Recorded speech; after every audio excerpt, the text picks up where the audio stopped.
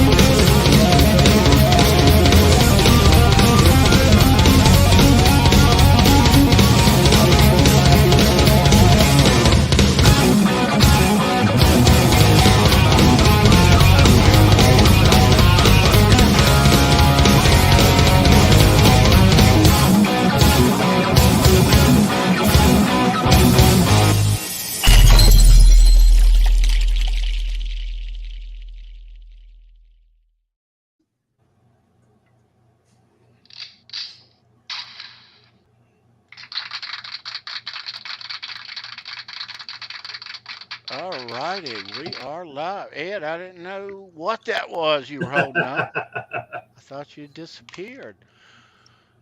Welcome. We are live. Out of the gate, Tuesday night. It's 9 o'clock. Yeah. Fruitcake Tony, Ed Dubril, Charles Green along. It is a great day to be a Van Halen fan today. Hell yeah. Yes, it is. Awesome. As we know, this new hour and 6-minute long video of the 1984 Donington show hit the world a couple of days ago. Yeah, it's all over the place. It's a good story behind it too. Yeah, very excited. We're going to show you guys a bunch of stills from it tonight here, and we're going to talk about all of it. Welcome. Yeah. Ed and Charles, how you guys doing? I am doing great. Good evening, all you guys. Excellent weather up here in New England.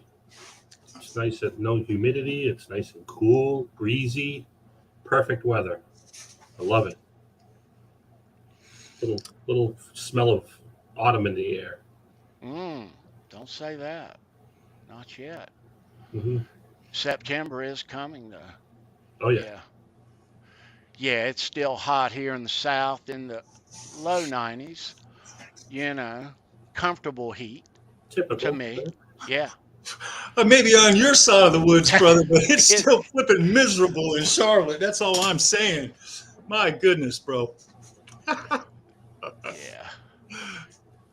No, I dig the nice summer days, dude. Oh, I know you do. This is your weather, bro. I can get cool, no problemo. Yeah. Yeah. Well, dudes, we got a special guest. Our friend Kurt in the green room. Yeah. Right there.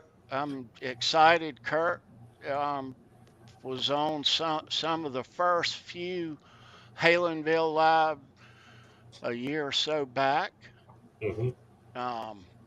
Always good to see Kurt, part of the Under the Bus network. There you go. Yeah, as you see, and doing quite well over there. A fun show on Wednesday, 9 p.m. Yeah, it is. But we're going to talk about this new video with Kurt tonight. Excited to do that. But I'm going to open up my chat and see who's with us. I don't look early. Let's open it up. All right. Hey, all right. I'm going to start right here at bottom with the Lawnmower Tapes. What's up, dude? What's up, brother? Good to see you. And Andy Carson in the house. What's up, bro? Good to see you, bro. Andy? All righty, let's move. And there's Dwight the Hitman Bailey. What's up, man? Good to see Dwight. you. Ryan Hall in the house. What's up, Ryan? Good to see you, Ryan. There's Patrick Trites. Good to see you again, Patrick. Right on, bro. Welcome. Let me scroll up. John Deshane's here, Charles. Hey, Right on, John. Good to Love see you, you, dude. There's Bo. Hey, in the house. You rock, brother. There's Keith Campbell in the house. Right on. Oh. Right behind him, Jay Turner. Hey, Right on, Jay. Good to see Jay. What's up, bro? Right there. Christopher Lifesaller right behind him. It's just over. there he is. There's Jerry Leica too. Good to see Jerry. Right Okay. on, Jerry. It's good to see Right you, on, bro. Jerry. Right on. And there is our Van Halen brother R2 R3 Locking Nut. Dude, What's up? Right on, R2. Good to see all you guys. I know all of you are loving this new video, and oh my God, there's Joe too, man. Good to Right see on. you, Joe. Check your You rock. mailbox, bro. Joe's got a Mammoth pick coming his way, among other things. we got Papa Blue came in. There's Mikey Mojo in the house. What's Right up, on, bro? Mikey. Mikey, rock, Mike. Good to see you, I can't dude. go that high with my voice. Right on. Hip Metalworks is here, Charles. What's Hey, up? Metal, what's going on, brother? Right on. I'm gonna try to scroll up. I should start at the top and work my way down, but There's no wrong way to address the chat. It's all love. It's No, yeah. all love. Pick your poison. you have to be a fruitcake every second. There's Patty Deal. Hey, Right Patty. on, Patty. Right on. Ben Tom chimed in around 2:30 p.m. today. Yeah, man, my mouse will give out of batteries by. It's way up there. Nice I don't to think see you, I don't know if he's Tommy. here now, but And there is our brother, Brendan B. Squared. Right on, Brendan. Love you. Right bro. on, B. All right. All right. I'll scroll down. If you're just hopping in, say hello in the chat. It's good to see you. It's Tuesday night. There's KXM Rock too. Right on, Right on, KXM. bro. You rock, brother. Nice. So yeah, let's get let me scroll the bottom. Make sure. All right, yeah. Let's get our dude in here, our boy, Kurt. There he is. Thank you. Love the booze. Right on, man. What's up, Kurt, what's Very good. happening, dude? man? A lot of Van Halen news and releases over the last couple weeks. This gets my blood pumping. I So know, right? yeah, thanks for having me. This is great. Great company, lots to talk about, and yeah, for sure. Thanks for having me, guys. And hello, everyone in the chat. Lots of familiar faces. Yep. Good to see you, Kurt. Thank you. You too. Welcome back, dude. It's been a while. It has. It It's been a while. has. We've Been a done a few shows here on HALENVILLE. Mhm. But yeah, long overdue, I think, man. We'd love your stuff on Wednesday on the Under the Bus. Everybody check them. Thank you. Thank you. Wednesday at 9. Yeah, dude. Yeah, I cut my teeth with Andrew in New Zealand on the 5150 show, and then about halfway through that journey, Tony invited me on HALENVILLE, and I did probably 5 or 6 shows with Tony on that. When you launched that, had a blast, and it's good to be back. Doesn't actually feel like it was that long ago, but yeah, thank you for having me, man. This is Dude, cool. it's good to see you, bro. Yeah. Absolutely. Always great to see you, man. It's amazing how this community changes, and if you Fun. blink, you'll miss something. During Under the Bus Network, if you leave and make a sandwich, you will miss tons of stuff. So you got to bring your food and your beer with you before the Right. show. But no, this the community just rock and rolls, man, and it's ebb and flow, right? It's like a tide. It goes absolutely. up, it goes down. You see people, you miss people, then they come back. You got the regulars. For me, we all have that common, passion. So all the, excuse my language, but bullshit aside, we're just here to have fun, right, Charles? God, that's why I'm here, you guys. I work Yeah. way too damn much. This is my release with you guys, man. Yeah. Right. I love this community. Absolutely love it. Mhm. Nice shirt, Charles. Yeah. This is Look at some of here. If you guys haven't checked out the Under the Best Network merch store, you might want to check it out. It's serious Isolation. merch, guys. Serious merch. Yeah, I like Yeah. the red, bro. They You got all look kinds of great stuff. But Tony, you got the hat, bro. And I believe that hat is out of stock now. Is that Yeah. correct? It's still out of stock. Well, Kurt, since you're like might know a guy, it would be really cool if you could fix that problem in the future, so I could get. All right. I know a guy. I think he's in the chat. He goes by Flaccid Jams. He could probably help. So we'll work on it. Now they have these hats, but the logo's in the middle. Logo, yeah, and that's nice. It's great. Well, I want one of those right there. Is what I want. Yeah, look at this one I made, Charles. Hey, I like it. Nice. You made it? Yeah, a few years ago I made it. I just bought the patch and then stitched it on. Oh man, that's custom merch. I like the offset. That's awesome. Maybe you shouldn't make the offset UTV hats because then they'll be worth more money. They'll become collector's items. Oh, look at this guy, the voice of reasoning, Edward. So Kurt, what was your first impression, dude, when you saw this for your very own eyes? My steamy naked eyes. Well, for one, there's a very, very small amount of legit professional shot David Lee Roth footage. What drives me nuts is you see that the band recorded almost every night, and what I've read is they would take the footage and watch it the next day, improve on things. They would use it as a tool. They didn't really use it as a promotional item, but all of us Van Halen fans have been earning to watch it. It's like, let's release this stuff. Let's see it. Yeah, we always saw the steals of it. Yeah. So when I saw this thing, someone sent it to me Sunday. I watched it and I was like, holy cow. For one, I love seeing the backstage behind the scenes stuff. So that really got me to really want to watch it, because we're used to seeing the footage where it's a fan or someone recording it from the soundboard. The bodies are this big on your screen. It's cool to listen to the stuff and see what's going on, but it's not really like upfront and personal. So when I saw it was on stage, I was like, all right, I'm sitting back and I'm watching this for the long haul. And I couldn't keep my eyes off it. It was it was incredible. It was incredible. It was absolutely incredible. And it, this is fresh and this is new to us, and we're blown away. I am, but this is this the new holy grail here? I think there's more to come.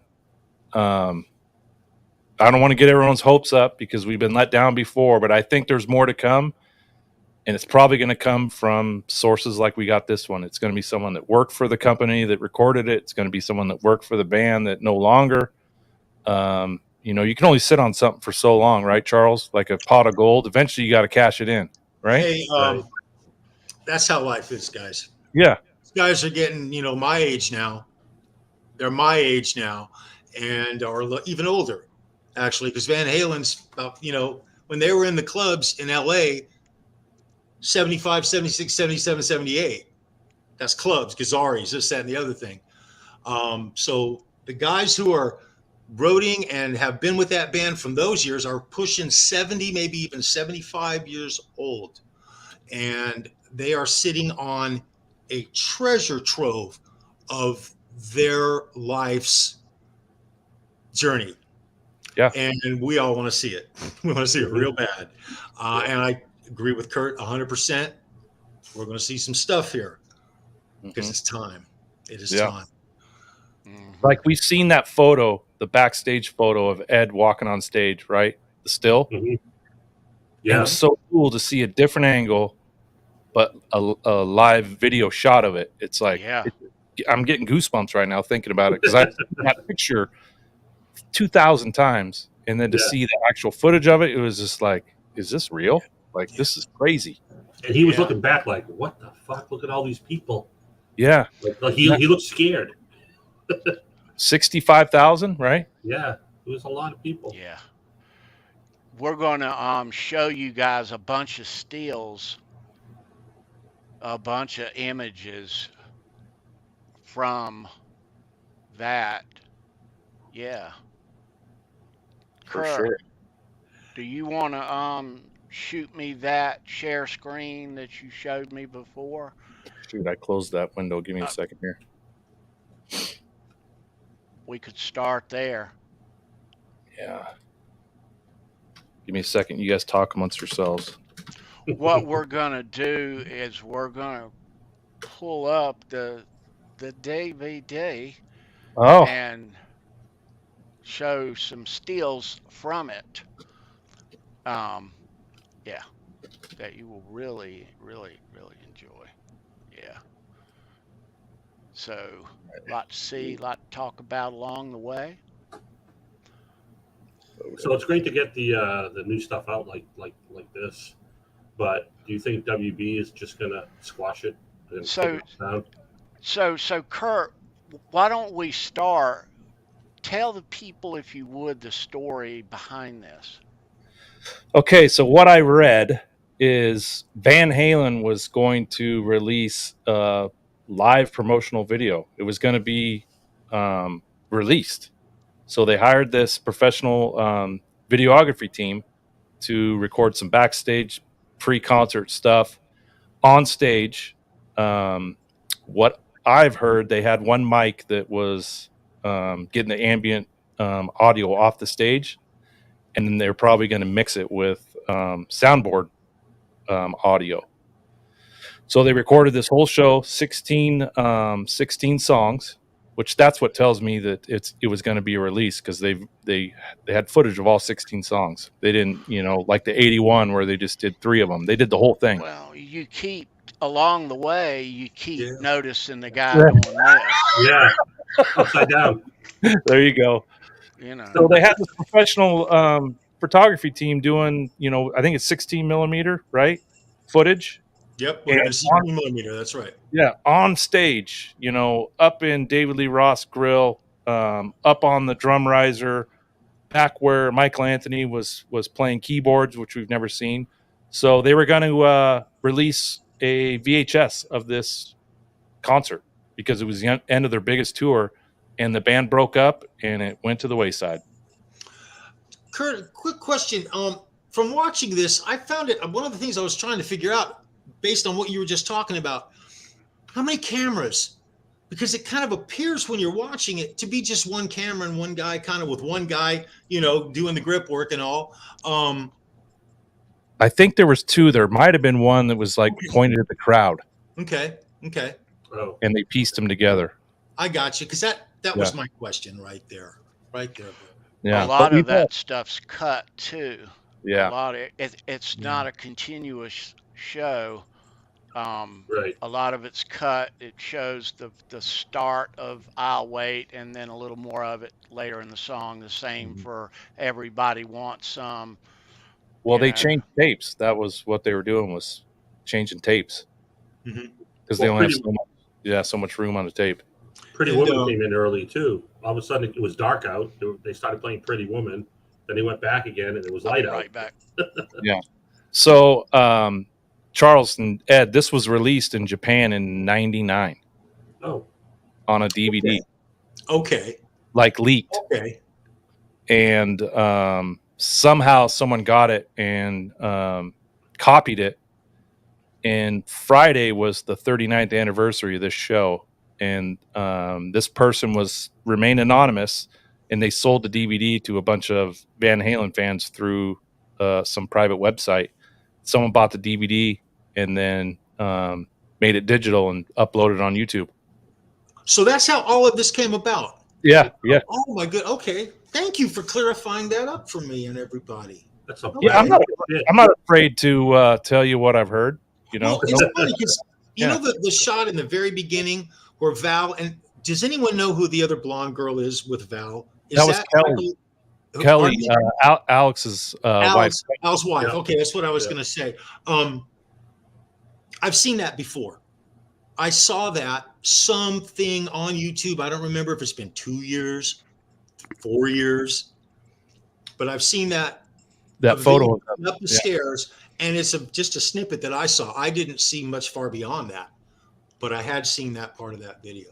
So I was curious as to where it all came from. Right.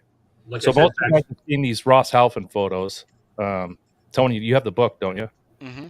So a lot of these are in there. These are very famous shots, and it was always just stills that, like, these are all very famous photos that we actually now get to see the footage from a different angle, which is really cool. So that's a very famous one right there of him playing that Bearwood Boogie Bodies guitar that he never really played live. I think he used it for sound check, and it was probably a spare. But that was in the backstage at Donington. Can you believe that? In the trailer, and you can see his Kramer case back here. Yep. There it is, right there. Yeah, so that's cool. That's There's Neil back there when they're tuning up. I won't spend a whole lot of time on these photos, but you guys should all be pretty familiar with it. And the other thing too, Tony, for the nerds out there, Eddie usually had the banjo strap for his 5150.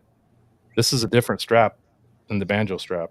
It has like a collar on it, like a pad of some sort. Yeah, like a suitcase shoulder type thing. They That's did awesome. have a month off in between They did, and there's their no last show. Val, which we'll get to the kind of story behind that month off, which is kind of cool. But there's another very famous photo. And Tony, do you know who number 32? Yeah. That's all of Marcus us Allen? do. Marcus Allen. Yeah. Okay. And what's funny is one sleeve's cut off and the other one's not on that shirt. I don't know if you guys noticed that. See? He doesn't just have it rolled up. No, it is cut off, isn't it? One's cut off and one's just rolled up. What the fuck? Oh man, that's Ed. Val spent the better part of their marriage trying to break him of shit, just like that right there. My wife would tell you the same thing about me. I hear you, man. I hear you. That's a famous photo right there. Very famous. There's David doing his thing before he gets on stage. There's Eddie with the shorts that Ed DeBrill likes to wear on hot days. Bend over and pick stuff up with them too. He does. Oh, there we go. Oh man, that's hilarious. So that photo you were talking about, Charles, is probably in here, but we'll just kind of cruise through. And this is right before they went on. So that's at the bottom of the stairs, basically, from what we're looking at them, from the top looking down. That's that area down there. Is that correct? Yep. Alex wearing the keyboard, a typewriter T-shirt. Yeah. Yeah. My goodness. Go back to that one. Yeah. Oh, Nice. Are these all? Have you seen all these? no. Yeah, that's all.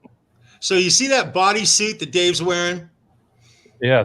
Okay, so imagine that without the stripes on the side like that, but with about 6 to 8 on a horizontal 45-degree angle, yellow stripes going around that same kind of suit. That's what Stefan, Michael Anthony's little brother, was wearing at the Whiskey when his band played. Really? Yeah, he looked me in the eyes and he goes, "I want to be David Lee Roth so bad I can taste it." That's literally what he said. And he had the acrobats. He certainly had he was into gymnastics and stuff. It was obvious. The guy threw his foot up on the wall and was like looking at his foot stretching, and Hey guys, I got a surprise for you. Uh-oh. Boy. Who wants a surprise? I like surprises. You want a surprise? I got a surprise for you. How about it? So Mikey Mojo. Whoa! Oh, there he is. I was sleeping back here. There's a man. Bigger Don't than you mine? read the private chat? God damn it. Yours is bigger than mine? Man, these Oh, no. I've been waiting a long time to do that, Brendan. I bet you have, Sonny. I had to work late, so I missed the beginning. But I was just going to sit backstage. I don't want to jump on you guys. You guys look like you were in the middle of it, man. Tony, you see that comment from Mikey Mojo? Let me see. Since Charles is talking about that outfit. That one? Yeah. So Kurt, someone said that some of their luggage, wardrobe didn't show up. Any truth? DLR went shopping for that getup, and he changed like 4 times, right? 2 or 3 times. Yeah. Well, his all of his stage pants, you know, the pink one, the black and silver, all of them showed up, and showed up in the show as they all did in the '84 show. He changed pants 3 or 4 times.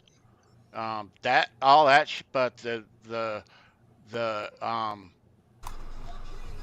the hat and everything, that looked like that he just bought that day. Mm-hmm. You know. Yeah, it looked like he was still trying to get it broken in and get it to wear right. And Yeah. There's photos of Ed wearing that hat backstage, I think. very cool. It Yeah. doesn't look good in the hat. Yeah. Let's Microphone. I'm sorry. My microphone was way down there because I wasn't planning on being here. let's look at some of this. You see that all right? Yeah. Oh, yeah. It's muted and it's paused, but we can stop There's the anywhere hat. we want to. So, Kurt, was he changing wardrobes as much as he was just shedding clothing? I think he was changing wardrobes. And if you read Noel Monk's book, he talks about he had a wardrobe lady, and he would basically go back behind the drum riser, you know, behind the screen, and she would strip him down naked and sweaty and throw on the new set of wardrobe, and then he'd go back out stage. So Awesome. imagine walking back seeing that. No, thank you.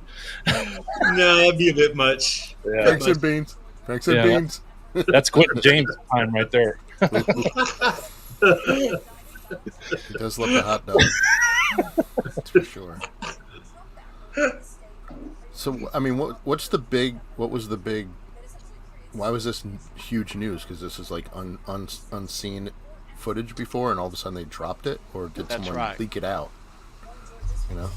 It's leaked, but I think they were going to make it into a VHS live video, and then the band broke up because this was their. Yeah, They had 4 shows after this, and they were done. Oh, right. Yeah. And Charles, Yeah. I was telling Tony, and I can tell everyone in the chat if they don't know, but their last show in Dallas, Texas, they had a month off before they did this Monsters of Rock tour. Mhm. That's when Dave recorded Crazy from the Heat.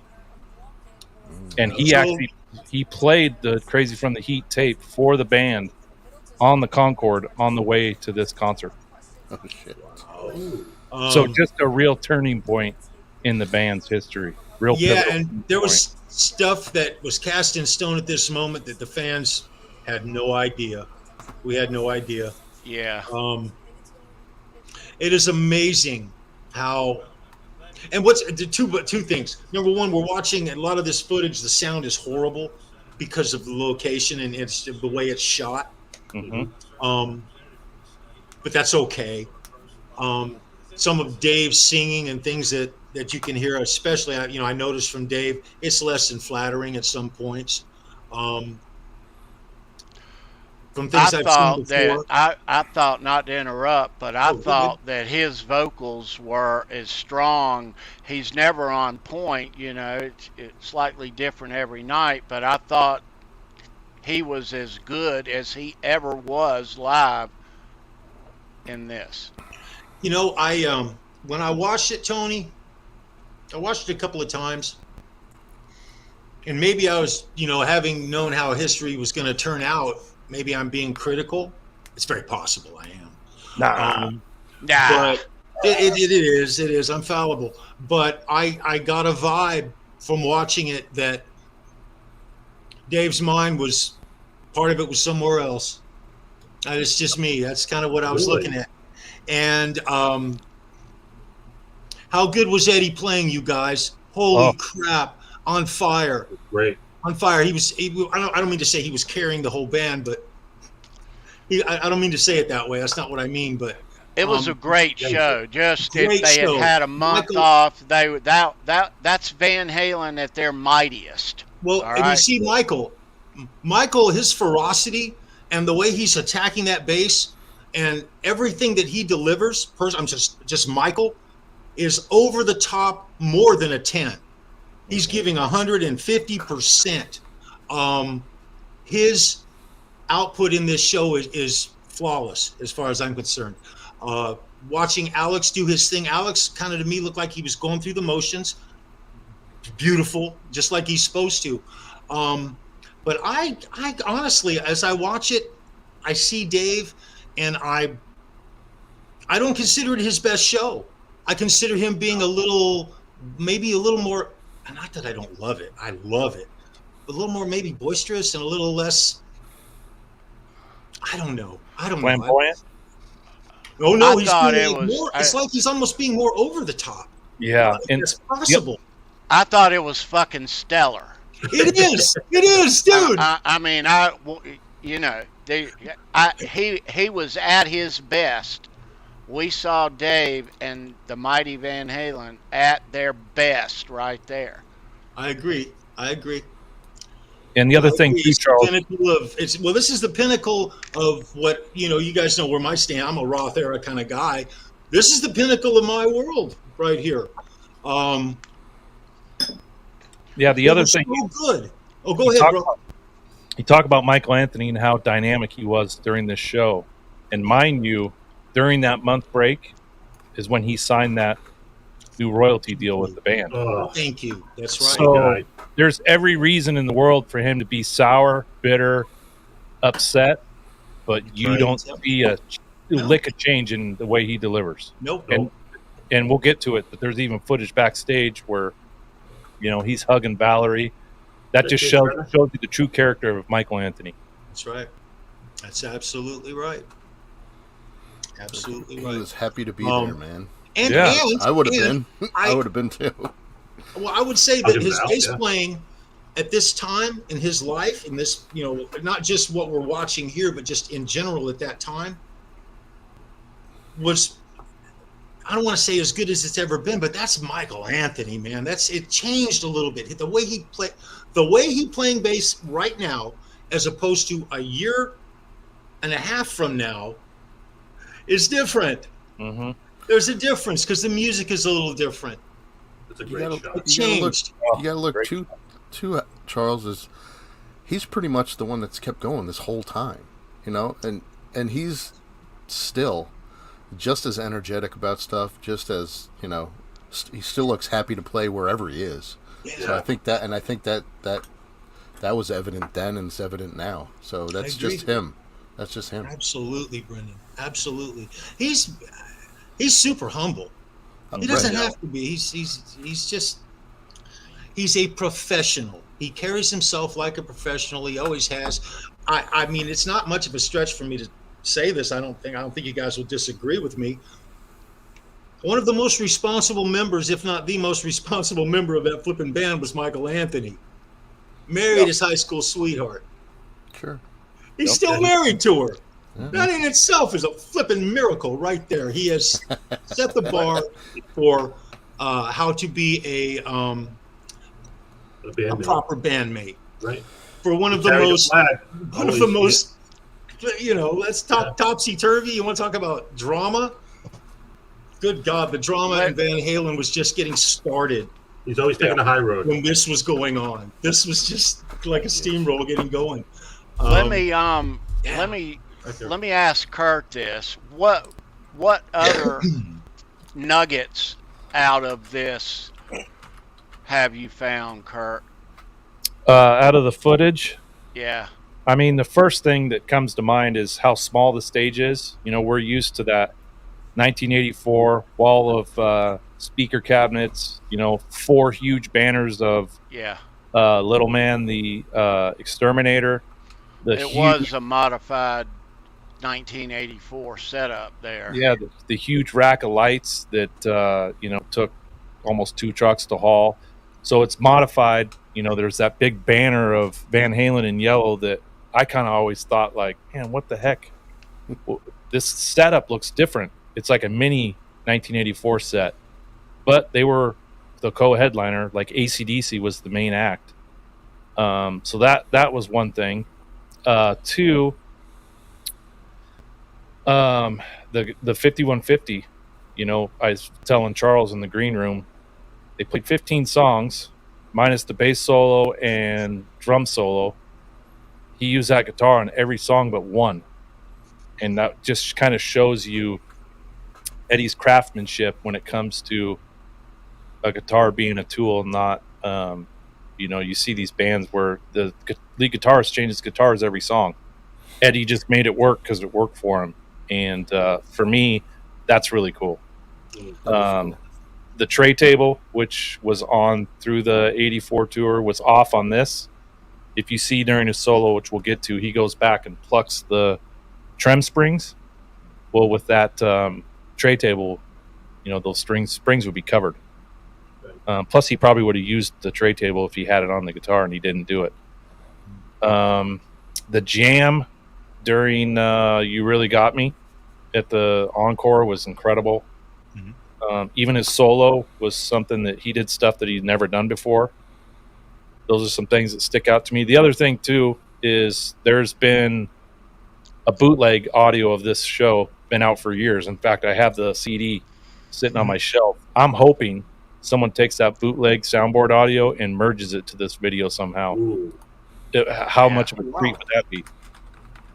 Right. Yeah. Someone could do it. This day and age with digital, it's possible. Oh yeah, I'd love to hear that. Yeah, and then the keyboard stuff, was really cool to see. Outside of some of the footage that we saw in '84 in Montreal and in Detroit, we really didn't see much of this tour, so it was cool to see the whole show from start to finish. Right, we get to see Mike playing keyboards up close. Yeah. He had trouble with the bottom keyboard, it looked like, too. Yeah, maybe that's why there's 4 of them. Yeah, he motioned to it like it wasn't working. But I don't think there was any guitar at all during Jump, was there? No, it was not even the solo. He did the solo on the keyboard. Yeah. Which on tour in the States, he had the guitar there, and he. Yep. What was interesting about when he does the solo on the keyboards is if you watch Mike while the solo is going on, he has a part in the solo. Mike does. Right. Yeah. Yeah.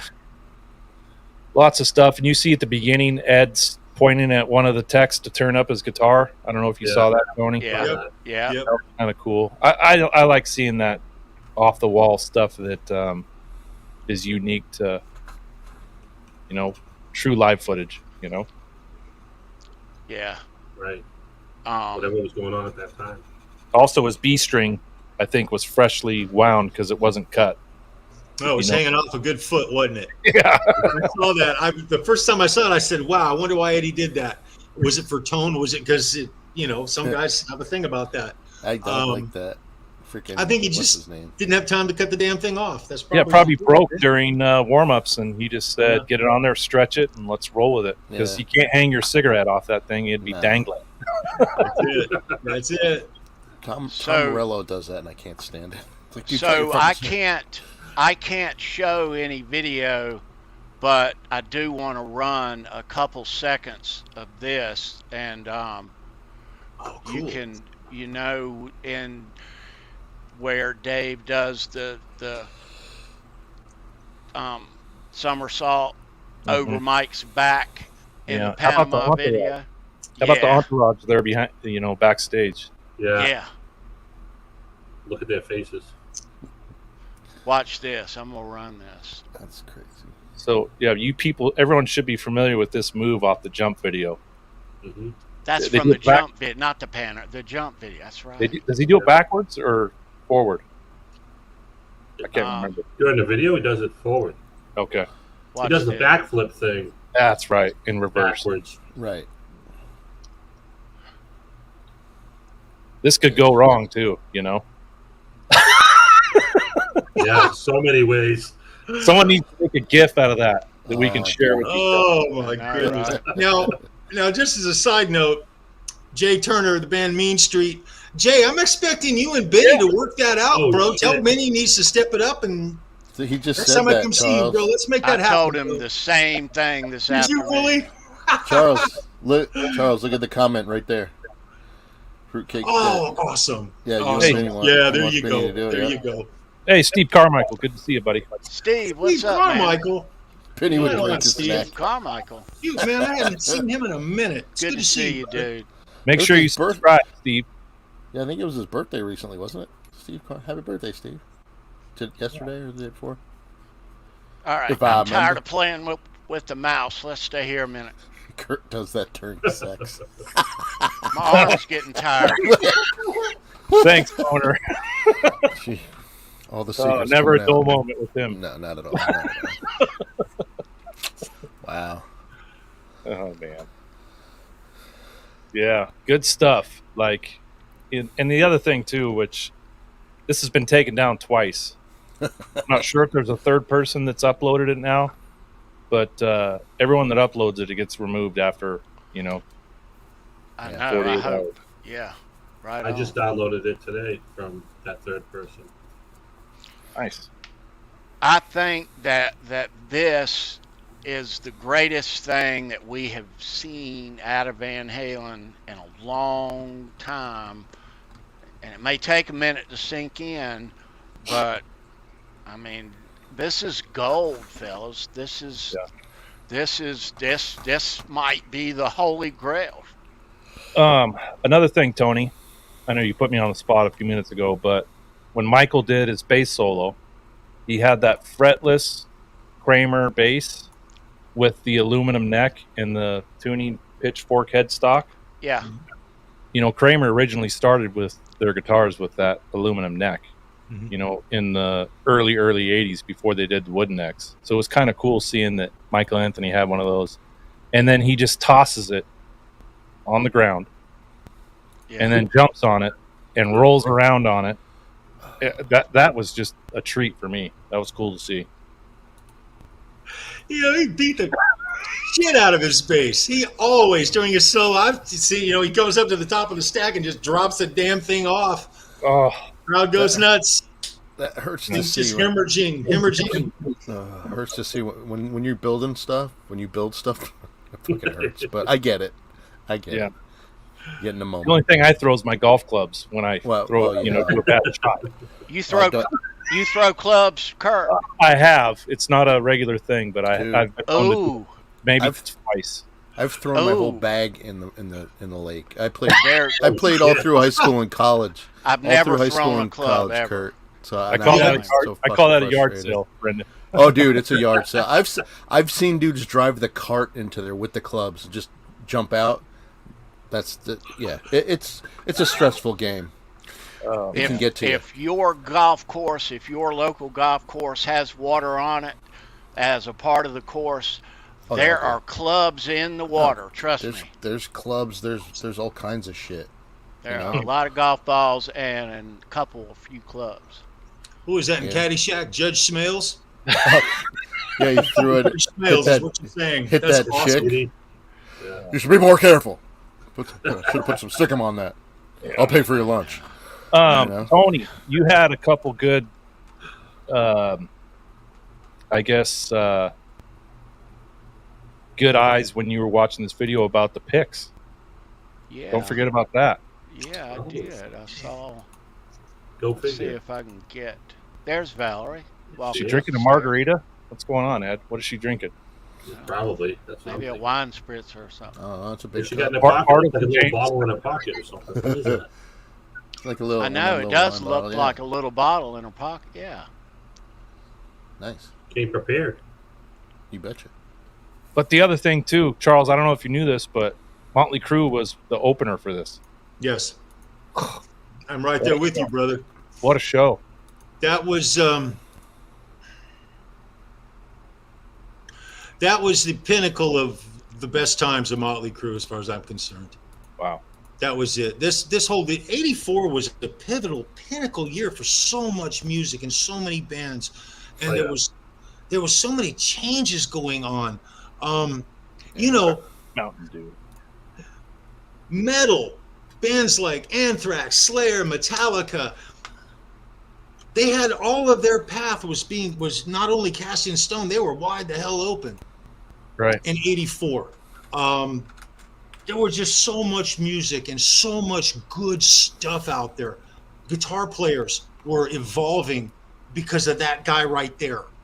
His impact over the last couple of years.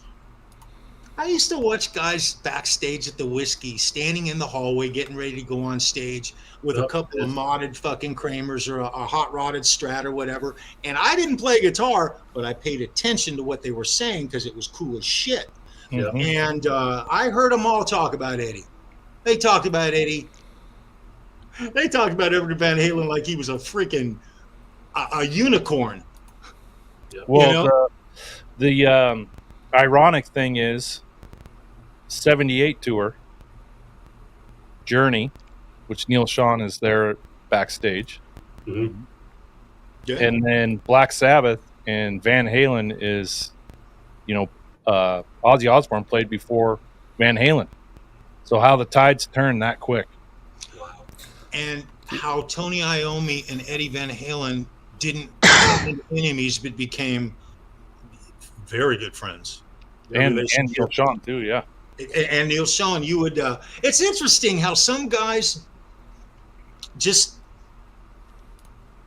It's interesting how musicians react to other musicians. I guess is what I'm just trying to say. Yeah. We don't all get along, but getting to see Eddie form relationships with other guitar gods, because let's face it, Neil Schon's a freaking badass, and Journey in 1984 was a pretty big damn deal. That's another one of those pivotal bands, pivotal moments. Mm-hmm. God, it's great to get to look back with clarity and have all this stuff to look and bring up. I mean, I forget. I think it was Guitar Man Bo in the chat a long time ago in the beginning. He made a comment talking about he was 25 years old again by watching this.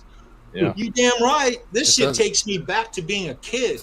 It's a time machine. Music is. It is a time machine, absolutely. And there's a lot of Kevin Bacon things in this video that, tie to other things around that time and the band itself. Yeah. Oh, Charles, too. You said 84. I mean, you look at what was released in 84. Metallica, Ride the Lightning. Freaking Twisted Sister, Stay Hungry. Judas Priest, Tooth and Nail from Dokken. Deep Purple. I mean, of course, 84 is when I discovered Van Halen, because 84 was the first album I heard. And then I went backwards. But holy shit. Dio, Rat, White That's Snake. a great all these. steal right there. Yeah. Yeah, it is. So all those, that was a hell of a year, man. You couldn't, you can't get a better year than that, in my opinion. No. And it got, and it just kept getting bigger and bigger and bigger. Sorry, bigger and bigger and bigger. Say that 3 times. And it was so cool watching musicians evolve. The evolution of drummers, keyboard players, bass players, singers, and guitar players was so impressive in the 80s. Well, and Kiss Animalize came out. You just know Kiss had to get in there somehow. That's how they roll, Hey, man, yeah, they do. All good. I really wish there was audio from the backstage part when the guy was filming there, because I think Eddie was looking at the album that was he giving it to Neil Schon or Ed Wessel, or He was signing it for someone. yeah, he pulled it out, he kept looking That's at cool. Well, do you know why he was looking at it? it. I don't know, he probably scratched it or something. So Ed was very particular about how long these albums were, because he had a feeling that if you had too many songs on one side, it would compress the audio on a vinyl. So that's why all those early albums were so short, is he didn't want to jeopardize the audio quality. And I think he was looking at the track listing on the album, because it was European release, and he was just making sure that it like added up to what the U.S. release was, because back then the U.K. or Japan would sometimes go rogue and release different versions of things. Oh, all right. I mean, what else would he be looking at? His first album that he knows all about. Why would he be inspecting it? Yeah, that's what I was wondering. Like, why does he keep looking at it? Yeah. What I took, you got to recognize, you saw Noel in it a lot. Oh, yeah. There on the side of the stage, there's shots of Rudy. Yep. And Dave talking before, and he's got the mic, and he goes on the stage, and the camera's like right beside him as he introduces the band, and you see Greg Emerson in there, the drum tech. So Tony, I got a question for you. Sure. Since you've seen this band and that variation, did Rudy typically go to the front of the stage to introduce the band, or did he do it backstage before they came out? It seems like that he ran out there and then ran back. Okay. Yeah. Back in '84, I had no clue who that guy was. Yeah. I thought he was a radio disc jockey. Right. I didn't know who he was either. You knew it was the same guy. We may have known then. We were young, non-internet nerds then, but Right. we might have known then, but we knew that it was the same guy and the same voice, like GNR Right. with their tech who does it. Yep. Yeah. I mean, he Yeah. did the he did the what do you call it? The USFest introduction, Yeah. didn't he? Yeah. Yes, he did. From, He did every Hello, show. Southern Yeah. California. No. from Yes. 1980 on. Yep. The Yeah. Gives me chills every time I hear it, though. The MC, yeah. And Mike and Van Halen. I just The other thing is, it was 4 years since they had been in Europe. Yeah. And he introduced them that way, too. He says after 5 years or something like that. Yeah. I think 1980 was their last European tour. Well, they were over there in 81. You remember the dinosaur stuff, the Fair Warning stuff. Okay. But yeah, not to lip sync play. videos. Right. That was promotion. They Yeah. did TV, lip sync stuff. Yeah. A lot of cool stuff to unpack with this thing for sure. It is, man. But it's glorious, though. I mean, this is, it's my tongue is hanging out. Yeah. And this right here is so awesome, because we love Van Halen in all their incarnations, all of them. But this right here is the mighty Van Halen, as good as it ever was. The best of the best. So was Yeah. security lacking or something? I mean, there was a lot of people that got up on stage. I know. There's a lot of people there, man. And that's Well, pretty you can see high. them. They're in orange shirts down front. Right. Okay. But I think, and Charles, maybe you can answer this, there's kind of a thing where they let people climb over the wall, and then they kind of shuffle them off to stage left. Stage jumping was a big deal in England. The punk shows had it. You'll notice what they'll do is they'll come up one side, they'll kind of do this little dance thing as they come across the stage, and then they'll dive off. And in the beginning, it was all about getting on stage, coming across, and then diving off into the crowd and doing a little crowd surfing. It was really cool, and when it worked out, it was great.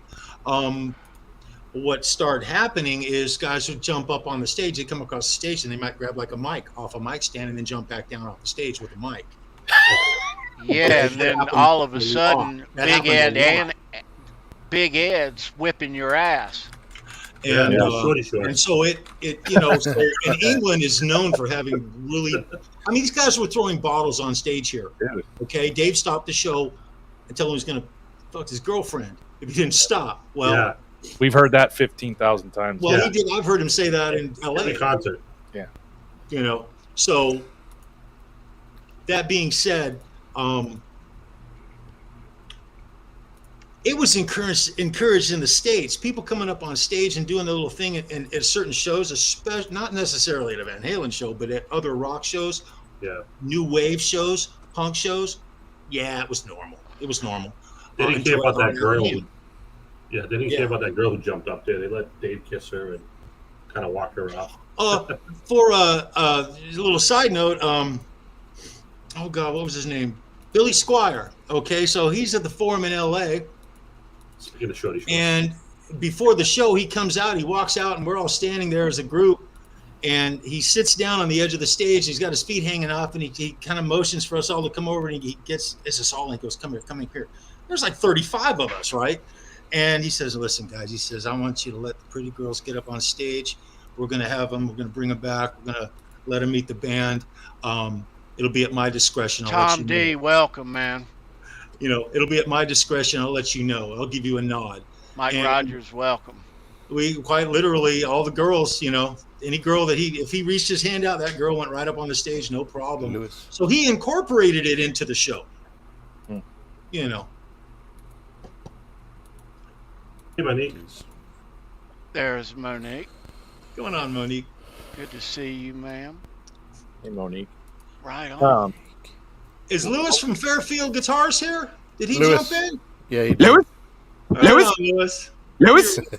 Lewis? I don't know what it is there.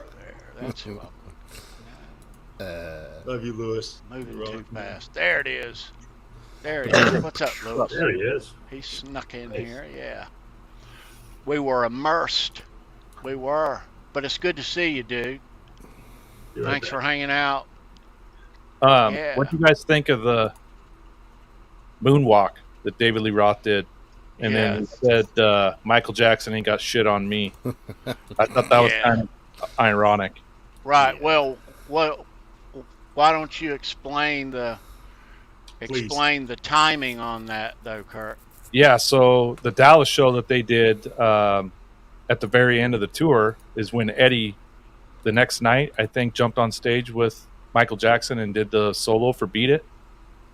Plus the whole controversy with, you know, him being on the Thriller album. I don't know. I just think it's kind of funny that. But that was the previous show, the last show Yeah, in the the last States. show. And this is the first show after that, yeah. Exactly. It So was I wonder, a month later, but was it Dave taking a jab or was it Dave just, you know, riding the wave of what was going on? You never know. But there's lots of things that happen at this show, and it's amazing. When you said it too, another behind the scenes thing was on the plane over there on the Concorde. Yeah. Dave played Noel and the band. He let Noel hear it first, but just the one song, California Girls, and then Noel's watching how they react, and it was just blank stare ahead, all of them. And you wonder, with these 5 shows that they did over there, did they know it was going to be the end? You know, the band and then Dave. And then They Dave. did. That's my bet on it. If they didn't, they knew after that. You know? Yeah. So, I think they had minds made up that things had to change to some degree, and well, I mean, I love you when you fly on the wall. It was took a the while, beginning to the end. When that EP came out, you know, Noel said it in his book. You know, if you're going to do a solo project, there's a way to go about it, a way to make it, a way to approach your bandmates who you're in a hugely successful band with. There's a way to do that and not just slap it on them on the way to the biggest series of shows. These Monsters of Rock shows after the 1984 tour, it sold out every night. This was as huge as the first Van Halen ever got, you know. And he listen to this. This is what I'm, you know. So Dave, what were you thinking? Right. Do you think Dave was mad about Ed doing Beat It and stuff and going on stage He with did Mike? do the move. Yeah. I'm Kurt? sure he was. He was. Of course he was. I think so. I think so too. He's gotta Some be the jealousy center, there. man. Yeah, you can tell if he's not the center, he's going to try to be. I mean, Ed did a lot of side projects, So Dave probably thought, why can't I? Yeah. You guys notice when Dave was rolling around on the ground, how sweaty he was, and he left like a big wet stain on the stage? Yeah. I mean, he went all out. He really did. Towel it up. I didn't realize that was what that was, Kurt. I thought that was somebody throwing like a bottle or something up on stage. It's spinning around and doing that. But anyway, yeah. Oh man.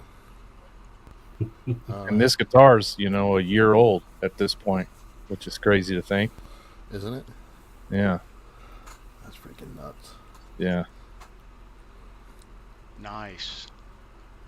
Guys, tell you what, let's do. Let's take this down. We'll keep it right there. Let's take this down. Take a break. Go to the fridge. Grab a cold snack.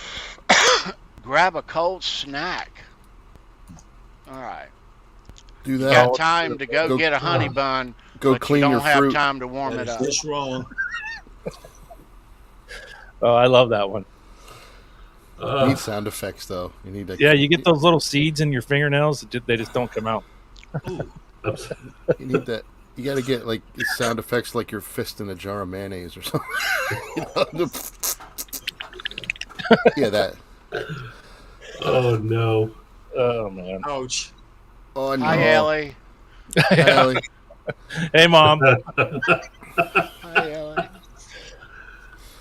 Oh, son of a bitch. Yeah. So why don't we tonight? We'll take a break.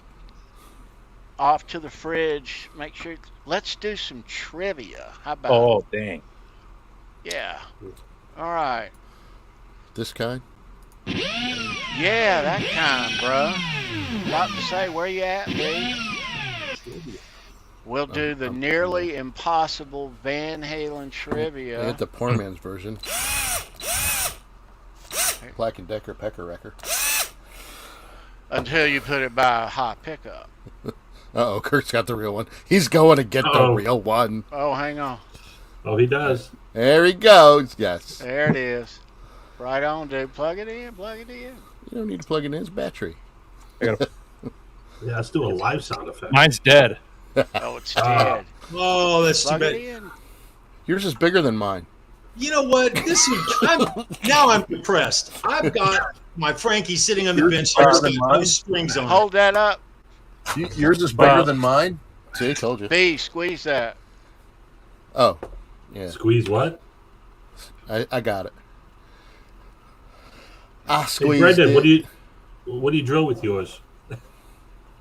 Come on. I'm waiting. guitars, My arm's getting tired. I did. I got you. Yeah, go ahead, make the noise. Oh, no. Oh, you want the real What I one? was waiting for. Here you go. He's waiting. Oh. There you go. Nice. Mr. You gotta do Charles you gotta do this Green. too. You gotta be like, I was just gonna say I've got Ronnie James diodes right there on the Frankie, but there's no strings on it. Right. I was going I've to got the say nut off Charles it. can. I mean, I can Charles has actuate got it, the but it won't. pound I cake. can't put it through an amp because I got no strings on it. And this would have been a great time to at least play You with don't it. got no got strings on it strings. right now. to hold me down. No strings. I can actuate it and make the noise, but it won't be the same as if I plugged it in. No strings attached. No. Yeah. No. Trivia time. There's a few new faces in the chat. Make sure you subscribe. This Yes. is the place to be. The only Van Halen channel on the web, as I say. Yes. That's Thank my you. opinion. That's just my That opinion. like. Thank what you, I've Kerr. heard. It's We the are right opinion. approaching a little milestone with 1,000 subs, and Here we're we go. just a few We're short. So 14 away, kids. 14 yeah, so away. if you're not, we're close. So it could happen tonight. But thank you for subscribing. We talk Van Halen here every single Tuesday. Yeah, dig it. All roads, right, We Charles? do. Darn right. We do. Take it, All right. brother. Let's find some trivia for you tonight. Nearly impossible Van Halen trivia. If you are the winner, this is what we're going to pull tonight.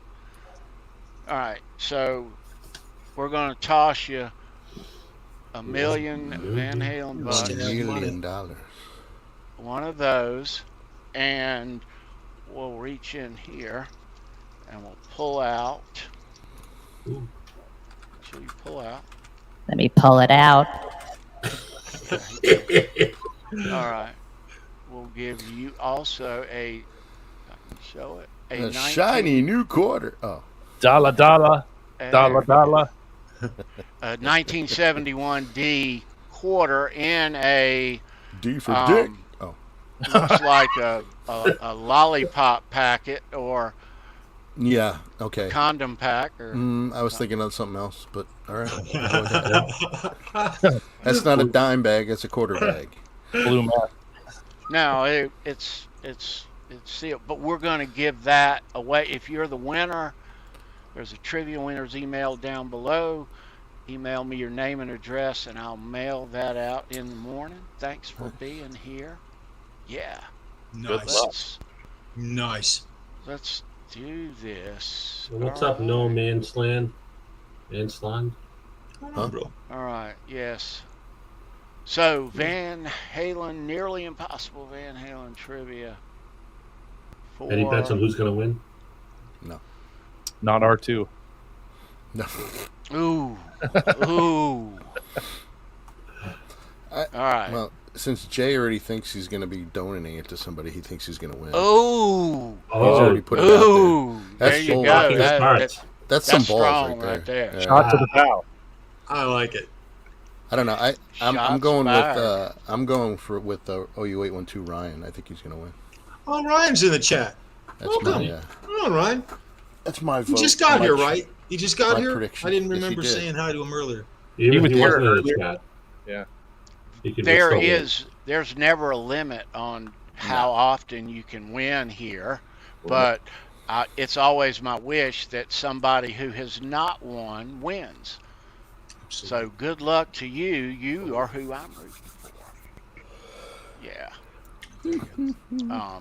Boner. All right. Let's go there. So we're talking about this 1984 Donington show tonight.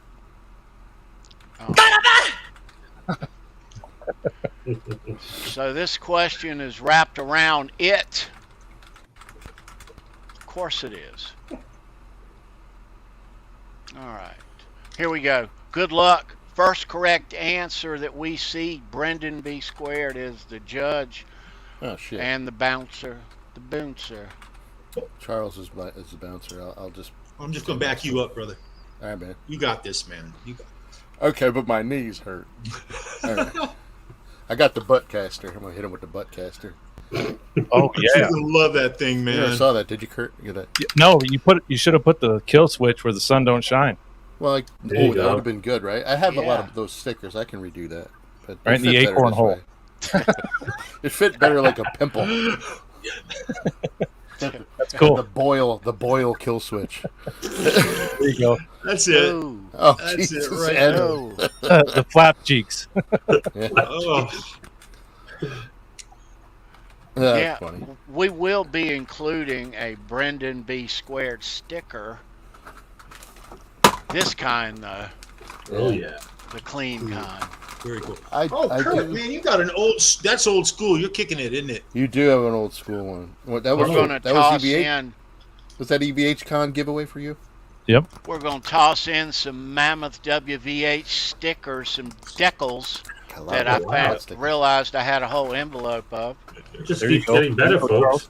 So we're going to toss those in there. $1 million and a 71D quarter to the wiener.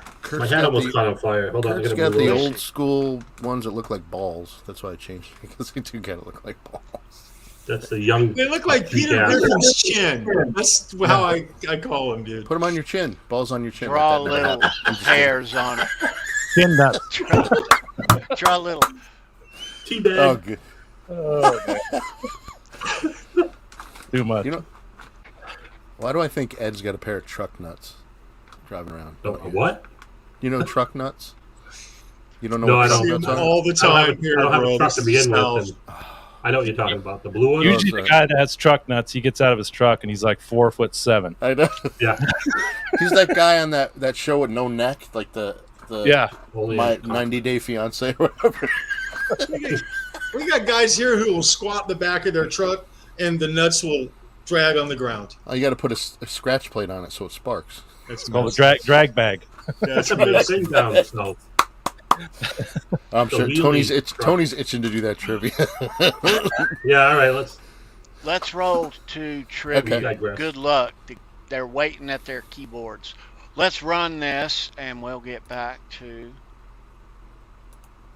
the BS. All right. Are we ready? First correct that we see is the winner. Here we go. Good luck. After the completion of the Monsters of Rock tour dates in 1984, what city did the band's return flight to the U.S. leave from? Name the city. What? I know this. No, not New Jersey. Wrong. No. Oh, Randy Price got it. Randy Price. Randy Price is in with the win. From Paris. You rock, Randy. That is right. Well played, brother. Well played. Randy. Very cool. Very cool. Ooh, yeah. All right. Yakima. Nice. Yakima. That's Washington. right. Isn't that near you, Kurt? That's where I live. Yeah. You live in Yakima? Yeah. Crackamore. Dude, your bike racks are pissing me off. I know. They're everywhere. Yakima roof racks. I got a good roof rack, the old one with the thing that comes up and is on the frame, and you can never undo the fucking thing when you're, They're not made here anymore, if that tells you anything. Okay, that's good. Yeah. I mean, emotional damage. Yeah. We think of you, dude. We think of you. Yeah. You should give me.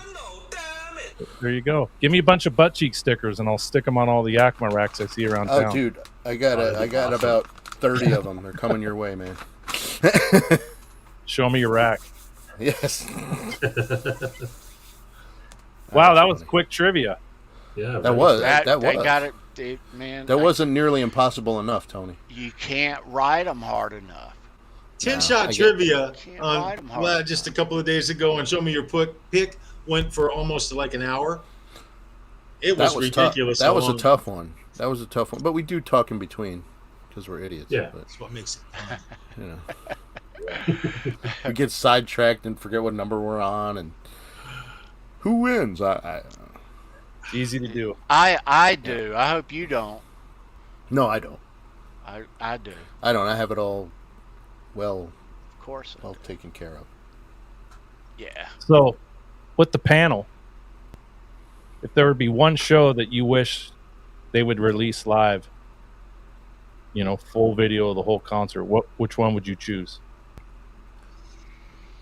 Multiple acts or just them?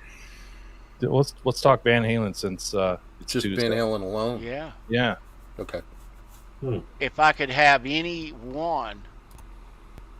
Oh, okay, right That's on. a good question. What do you think, Charles? I'm thinking. I'm tossed up right now. I ain't tossed up at all. No, my problem's not picking one. My problem is figuring out which one to pick. Right. They were as good the first time I saw them as they were the last time I saw them. The Roth era. Just as good. The hype was just as big. The only reason it was better each time is because they had the old catalog that you were waiting for them to play, and then they would throw you a few tidbits of new stuff, or whatever, depending on when you saw them, you got to rock on the new songs. It was life-changing shit.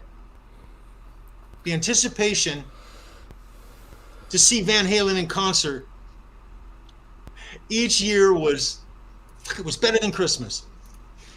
It was. Not better than Halloween necessarily, but 70 days till Halloween, by the way, you guys. Just want to throw it out there. Don't do it. What, 70 days. what show, Charles? And we'll go around the horn here. You got to pick a show. You could create one show of theirs Let me think about it for a in couple the of video. To go back and see. Let me come back to me. I want to All right, Ed. Wait, to go back and see, or to have a They would release a video of release a live this. video. Yeah. A legit one. Toronto and night. No, they already did that. Never mind. That's a great show. Yeah, it is. I would want to go. I would want to see the Fair Warning tour in Boston. I mean, because I didn't get to see them live, and I heard the Fair Warning tour was incredible, and I probably want to see that. Yeah. Because you only get tidbits of it. I mean, And Ed, while you mentioned the Toronto show, that was a paid review, and I think it was going to be another DVD release, but the band broke up. Yeah, it was Pro Shot. It was same thing. There's a pattern here. Yeah. But yeah, I mean, I'm kind of particular to the Sammy era, but I'd really want to see a Fair Warning live DVD with all the backstage extras and all that fun stuff. Yeah. Nice and crisp and clear and great audio. So that'd be my pick. So if I could go back, and we're talking about any show, right? Not just doesn't have to just necessarily be a Roth era show, right? No, it can be any show. I would love. There's a couple of shows. I would, if I had my choice right now, I would go to the Hollywood Bowl and see the last show Eddie ever played. Oh, that's a great pick. Okay, that aside,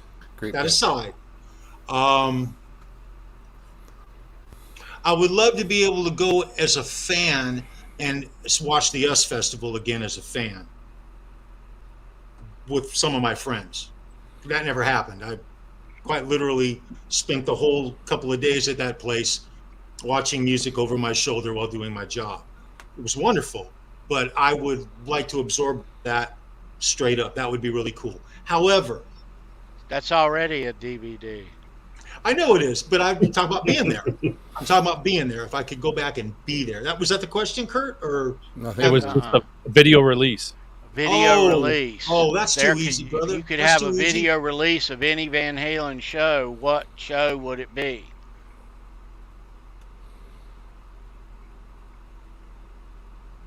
Now he's back to the drawing board. I'd be the very first show. All right. Well, okay. And which one was that, Charles? Which 1980, 1979. Oh. Woo. Wow. Imagine that. Life-changing. It's life-changing. Life-changing. They set the bar. They walked out, and now at that time, Deep Purple was Led Zeppelin, Black Sabbath. We just talked about this, and we'll do this all the time. We just talked about this the other day. The English invasion had not only already happened, but there was an established mass of English bands that were on everyone's radar. Judas Priest, Iron Maiden, it goes on and on and on. And these guys walk out. They kick the shit out of California guys. California never saw them coming. I mean, I swear to God they didn't. And then they basically take over the world, change the face of music for the entire 80s, and set the bar for every band to follow them. Because everyone either, if you want to be a rock star and you want to rock, you got to be Van Halen. Mm-hmm. I swear to God, if I had a dime for every time I heard some guy say, I want to, be David Lee Roth, or some kid trying to dress like him or try to be David, shit, I'd have a lot of money, guys. It was a thing. It was a thing, guys. Their impact on the world was not really. I liken it to the Beatles for my generation. My brother was a Beatles generation. My older brother, Van Halen was my Beatles. They were my Beatles. And but I'd like to see. I would like to be able to have been there at the Hollywood Bowl and seen Eddie's last show. That would really be my thing, guys. I'm gonna tell you mine. That's a good. His last show is a good one, or my first ever Van Halen show in Raleigh. That would be a good one. You did what I did. You went to your first show. But yeah, that's not what I would pick, though. I would pick the Greensboro show in '84. Okay. As the DVD that I would love to have of any Van Halen show. I can see why. I can see why. So sure. that to have that would be awesome. But there's so many I'd like to have, and even a bunch that I wasn't even at. Mm-hmm. Imagine if in the next year or something we get something leaks and drops and it's like a full show, one of those from back in the day at the Pasadena Civic, and it's just, imagine that happen. Wow. Yeah. I mean, wishful thinking, but still, that's what this that just came out, that's what this is. After hearing you guys, I'm going to change my answer. I was just going to say I'd like to have a really high quality DVD of one of the backyard parties that they played in Pasadena or in Anaheim. There you go. What was your choice? They got around. That'd be cool. They really did. They got around. That would be so cool. Can you pick my just choice? One, yeah, I have two, but I'll give you my holy grail one. Would be '79 Tacoma show, which is my backyard. Okay. It was the following show after he painted the Frankie red that he did the show in Logan, Utah. I think the band that was their first headlining tour.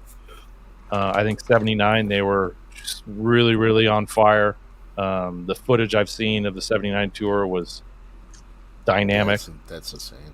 So I would say that one, cool. or the Monsters of Rock show in the Kingdom in '88. Would probably be the other one. Oh, wow. I would say, for me, it'd be the Montreal, the '84 tour in Montreal, because there's a fan, like a bootleg fan. Yep, there is. I would love to see a professional DVD of that, because that was the last tour with Roth. That was the last Roth era tour.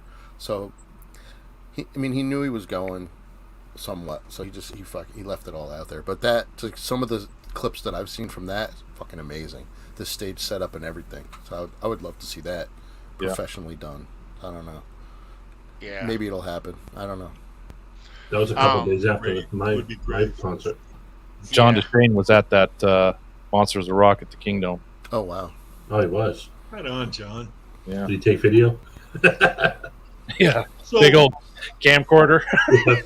If Tony was there, he would have had pictures. Trust me. And that little that little thing. Kurt, do you consider that Kingdom? You consider that the pinnacle of the Hagar era? Is that like your?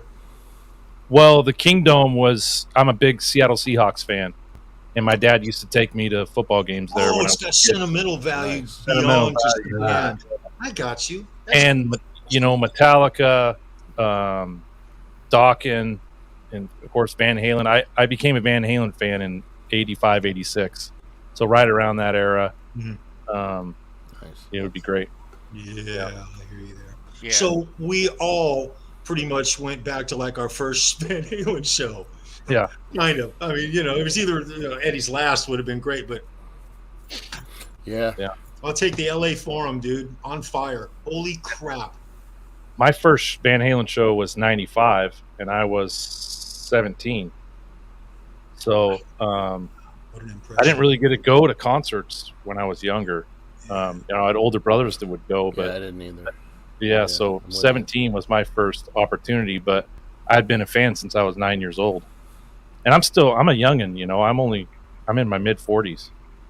So I consider that young, That is young. Man. That is young. For me, it's young. What? Enjoy it, baby. That's why you're hanging your elbow in an ice bucket. Yeah, exactly. I'm getting there. But I went 5150, and I got it for my birthday in November of 86. Wait, Kurt, when is your birthday? November 9th. 13th here, bro. Oh, Mancuda's November 10th. My wife is the 10th. There was something I liked about you, bro. My wife is the 10th too. We'll have a ceremony. There we go. Talk horoscope shit, are we? Hey, we just threw it out there. What do you want? So my grandma bought me this. I'm a Cancer, Sony. She bought me a Sony Walkman for my birthday, with no tape. It might have had a radio on it, and my brother said, "Here, listen to this. You'll like it." So he gave me 5150, and it was like, listen to it nonstop. And then that Christmas, he gave me Van Halen 1 on like a Memorex tape, and Van Halen 2 on the other side. So I kind of started with 5150, and then I went back to Van Halen 1, Van Halen 2, and then I started buying them as I got money. And I remember when OU 2 came out, I was like 10 or 11. But so I like them both. I'm Doesn't not matter where you start at. Yeah. All Right. roads. Right. Everybody's Van Halen journey is different. It is. They're not one and the same, but they're all good. They all lead to the same place. Yes, They do. Absolutely, they do. Right on. Fun time. Yeah. Let's have another peek at this thing. I used to put that tape on, Charles, and I'd just walk around my neighborhood and just listen to it for hours. Did you like have earbuds in and you would just the old remember the little foam that go around your head? Yeah. And back then, we weren't rich, but batteries would wear out. So I wouldn't fast forward. I would just let it go because I wanted to, savor the amount of time that I had batteries. So very cool. Flip it over, don't skip anything. I can remember having a Walkman. We used to like if we were like, and I'm on the Strand, you get like on a Strand cruiser down and like at the beach where I lived, and you could ride. You could do 6 miles. You could take a ride at the pier and you could go up to LA County if you want. You come back, you go almost all the way to the end of Torrance Beach, and I would I'd throw my Walkman on and I would just ride and listen to the sunset, listening to Van Halen when the sun's going down on the Strand, looking at beautiful girls. Man, can't beat it. Right on. You want to sell that? Let me ask Kurt something here. Nice. So Kurt, in the video, we spoke about the stage. All the people running up on the stage. Well, Big Ed wasn't having it, right? And he intercepted these individuals one by one. But there was one that all of us have seen where Eddie is on the side of the stage, and he seems to give Big Ed a hard time for roughing up the fan. Yeah, is this the one or is it a different one? I don't. You could probably play a little bit of it. It's tough to pinpoint each. Yeah. So the fan goes to hug Eddie. It wasn't like malicious at all. They just Watch went. this. I'm gonna let it go a second. Yeah. Watch this.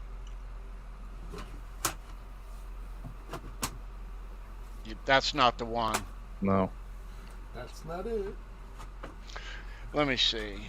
So they just kind of drag them off and then throw them to the people off to the side. Yeah, that's what Brendan did to me at EVH Con. What's that? What I did? You were bouncing? He just grabbed me and throw me around.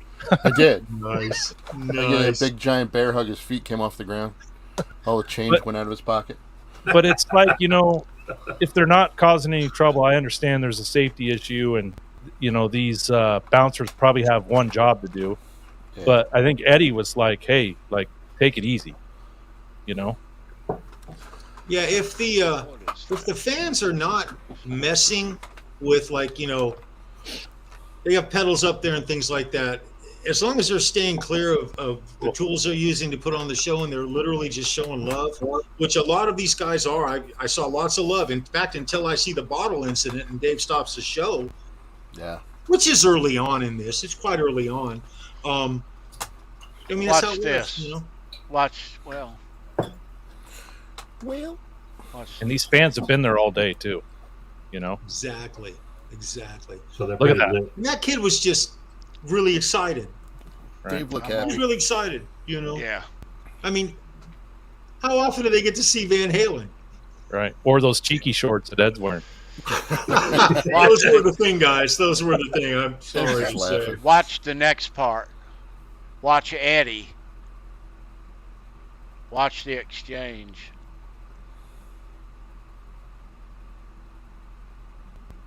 Yeah. What? I'm just doing my job.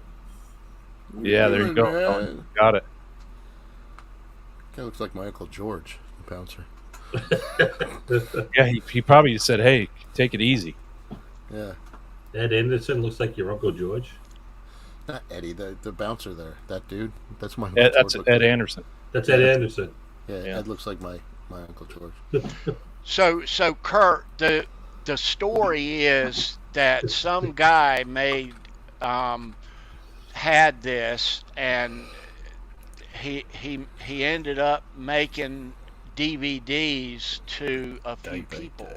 Well, Is that right? he sold it in Japan in '99, so people in Japan have it, and then he somehow decided to make more, and then opened it up to some Van Halen fans on a forum, and a bunch of people bought it, and someone digitally uploaded it to YouTube.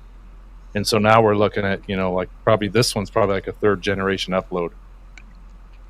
Who would actually own the rights to this, Kurt? Would that be Warner Brothers Music? It depends on what they were going to do with it. If Warner Brothers said, "Hey, you guys need to make a live video so we can sell it," Warner Brothers probably would own it. But if the band just wanted to record it for their own use, then the band would own it. Interesting. But with media, I think they own the property, and then they sell the rights to the band or the company that's gonna, you know, put it out there. So I think this original copy came from the company that recorded it. And, you know, there may be different laws in the UK from the United States to where there's might be a loophole as far as what they can release, you know? Interesting. Yeah. Right. Yeah, If it's that old, I am a little surprised to hear that. Yeah. That we haven't seen this before now. But Van Halen is they're known for only doing what their contract required. All you guys have been Van Halen fans forever. We never got anything extra. They never threw us a bone. It was always, you know, Live Without a Net was a contractual thing. So they just really didn't. Their job was to put out an album and go promote it on tour, on stage. They didn't really do anything extra outside of those two things, other than music videos in the 80s. And they kind of stuck with that mantra the whole time. I know in '98 when Gary Cherone joined the band, they did that old meet and greet for all the people on the mailing list, but there was a plan. It was like, you know, we want to get all these longtime fans on board with what we're doing. But that was really all that they really did for everyone. Even the backstage stuff didn't really happen until the 90s. Why do you think that was, Kurt? You think they were that's just their style? Yeah. You know, that's kind of what I got out of it. I just, you know, that just back in the Roth era, they had really no need to do that. It was fresh, it was new. Let the music speak for itself. And they did, you know, that's really what they did. And they just toured. You know, that's what they did. And that's what they were expected to do. They didn't need pyro as much. And so, as a fan, just getting to see them, whether I'm a fan here or somebody in Japan, somebody in Australia, wherever. Yeah. And they're a very frugal band. I think they were real blue collar, and they ran a tight ship when it came to what they spent money on. They traveled around in that bus forever, that brown bus.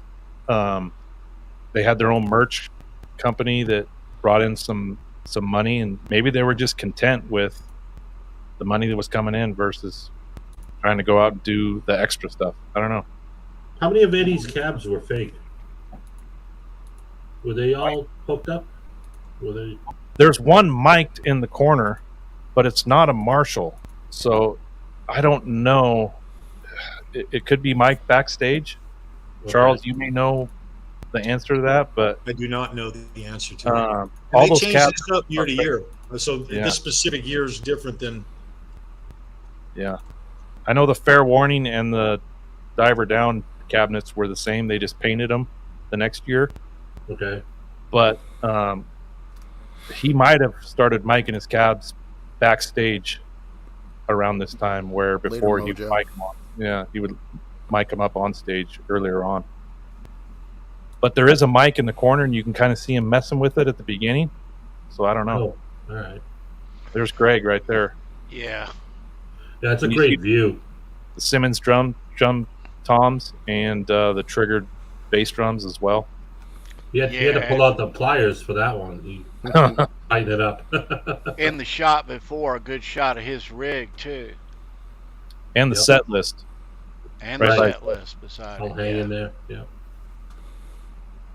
And if you guys know, Alex he used to have a garbage can back behind him, and he would drink so much beer during the show he would pee in the garbage can. I got one right here. Did you know that, Charles? I actually did not know that. Yeah, he would pee in the garbage can during the show, so he didn't have to leave. That's excellent. That is so Alex. The particular drum set he's playing right there, that when I think of Alex Van Halen, that's where I go to in my mind. Yeah. In fact, I wonder what right there on the wall. It's the same drum set is right there. That was the bedazzled one at the time. Yeah. I wonder what was wrong on the hi-hat that Greg had to come up there. Yeah, top hat just came loose. That set screw. It's the most on a hi-hat. When the left foot's going up and down, that is the one point where all of the friction and the force hits at one direct point. Is the top of that hi-hat where that little nut tightens down on that very thin rod. The ply. And they're constantly coming loose. Constantly. And he looks like drop. It's set up high too. Normally they'll have them real close to the snare drum. His looks like it's set up pretty high. Yeah. Let me try when I see that, I always say to myself, some guys like a pitch to the top of their hi-hat because the top is adjustable. The bottom can be adjusted. The top can be. You have actually a lot of adjustment you can do to your hi-hats. But that one top set screw, if you want it up, an inch high, you want an inch and a half high, you want it half an inch. I guess he just knows where Alex likes it. And just goes for a zone and lock that sucker down. But you can see where he takes a pair of pliers and he just ratchet that sucker down so it won't move again. There's all that garbage you were talking about, Ed. So Kurt, you mentioned earlier about the picks, though. Yeah. Those 1984 two-sided black on whites he used during '84, first used at the US Festival. All these other colors of that same guitar pick with the VH logo and his script on the other showed up in colors, and they were just used in Europe, but this shows a bunch of colors. You can't see the light blue, but yeah, it's red, white, and blue, right? They're light blue, red, black, tortoise. Oh, okay. Yeah. There were others but he only used those in Europe, and you can kind of see. You never saw that really. You knew that I knew that, but this really shows that, and had never seen that even in a lot of stills in the past. Yeah. Yeah. So, Kids, I gotta get rolling here. See you, Early Cheek. start for me tomorrow, but glad I got to jump in, hang with you boys. Awesome Yeah, fucking brother, show. Brendan. All right, Love you, man. Great to see you, Kurt. See you guys tomorrow. Watch those guys tomorrow night, folks. 9. Look at my butt. It's Ash is talking to me. Yeah. 9 p.m. on YouTube, the Under the Bus Network. Oh yeah. All right. kind of fun. Good night, brother. Yeah. B, good to see you, bruh. Nice to see you too. I had to work late, but I was like, screw it, I'm coming home and jumping on. So, There you go. All right, all right, brothers. Kisses. Thanks, man. Okay, spread them. See, See ya. Hey, brother. So you can see Ed Anderson back there on the other side of the stage. Oh yeah. Oh man, it got quiet when Brendan left. You must have a fan or something going on down there. There's a lot going on in his basement. Oh yeah. Maybe the dryer. Yeah. Yeah. Dryer is. I didn't hear the plastic 3D machine. printer going though. That definitely was printer. not happening. Yeah. Meth lab. Yeah. No. It's like a medley down there. We hardly notice it. Really, Big around IBM here. computers everywhere. Yeah. Yeah. Yeah. Let's. Oh yeah, look at Ed already. He's ready. His butt cheeks all Ed- clenched. He's ready to run. Ed roughed these people up. Ed don't play.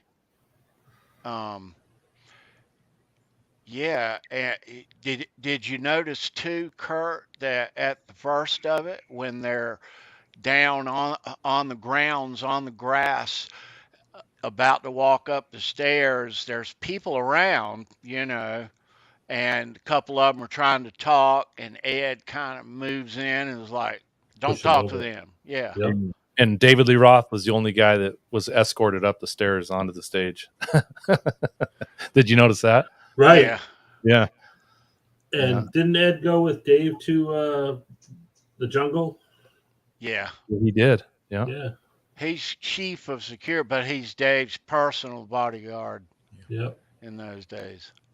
Mm-hmm. Yeah. So So yeah. he's a tough mofo. Oh yeah.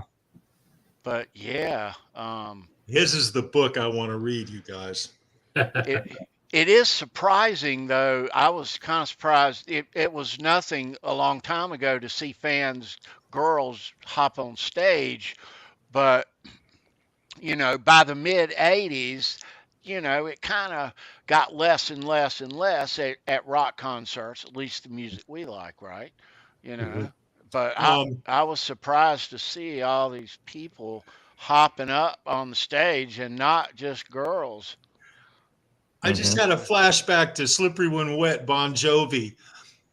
There were 20 women on that stage at one time, guys, Dang. during the concert. Wow. Yeah, there were all kinds of girls up on that stage. Wow. Right I was on, happy just man. to see them, on the big screen of them showing their stuff at a crew concert or whatever, Oh, You didn't have to get up on stage for me. I watch it on the big on the big screen. Very cool, bro. And also, Boner, Kurt knows what kind of shampoo he uses. That's right. All of us do. Right. Dial. Of course. I wonder what AC/DC was thinking, going behind these guys, behind these guys.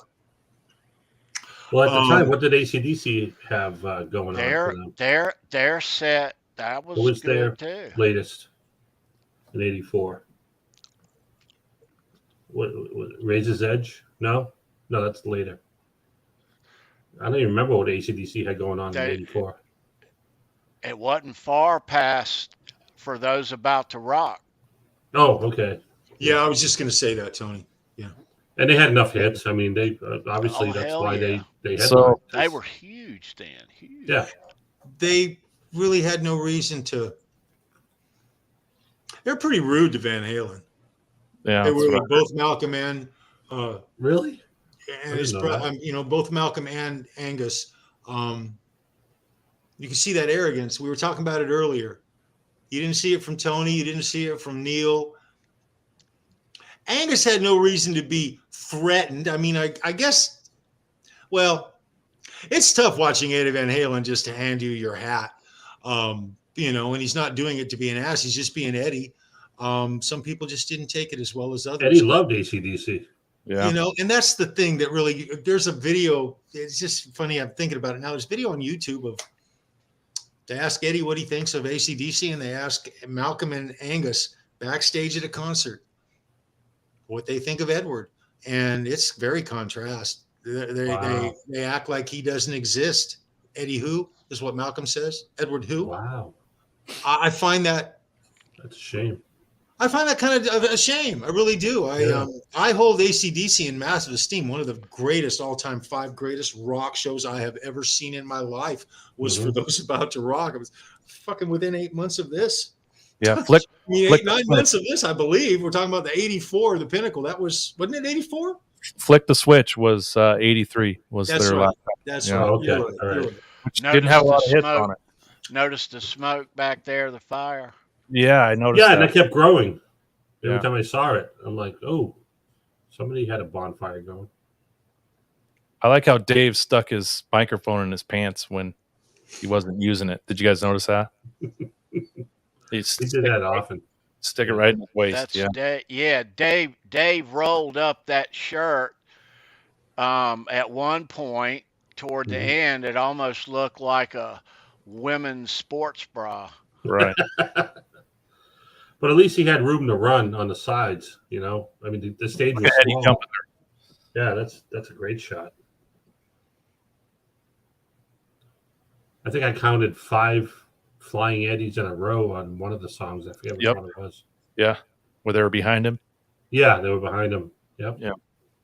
I was like, holy shit, look at them bounce. They just... Tony, see if you can find the bass solo. Let's take a look at that Kramer bass. There we go. There it is. There it is. Right there. Fretless. See the headstock? That's an aluminum neck. Oh, yeah. Wild. Boy, that's a long one. Yeah. Kurt? Yeah, I just clipped that. There you go, holding it over his head, Charles. About to throw it down. Does he have a... It's hard to find a bass player who actually beat the shit out of their bass more than Michael Anthony.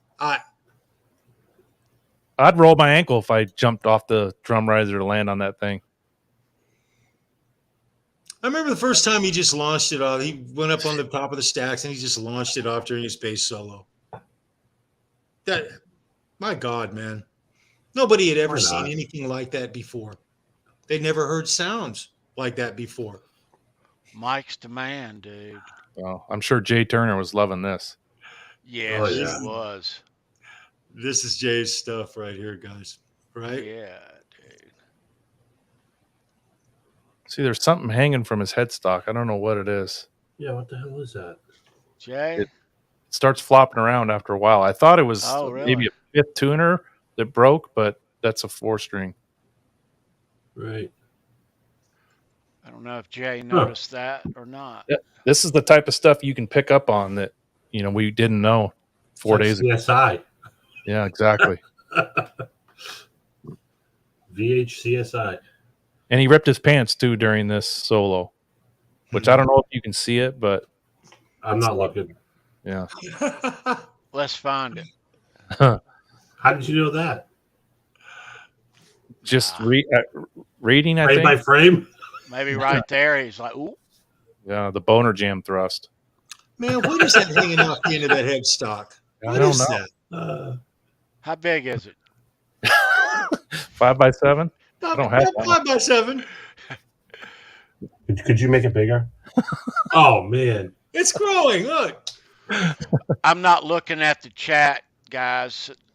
Brendan's not here, so if Jay's got the answer. He says he thinks it's a flower. Yeah. There you go. Oh. I had a bead on it. Oh, man.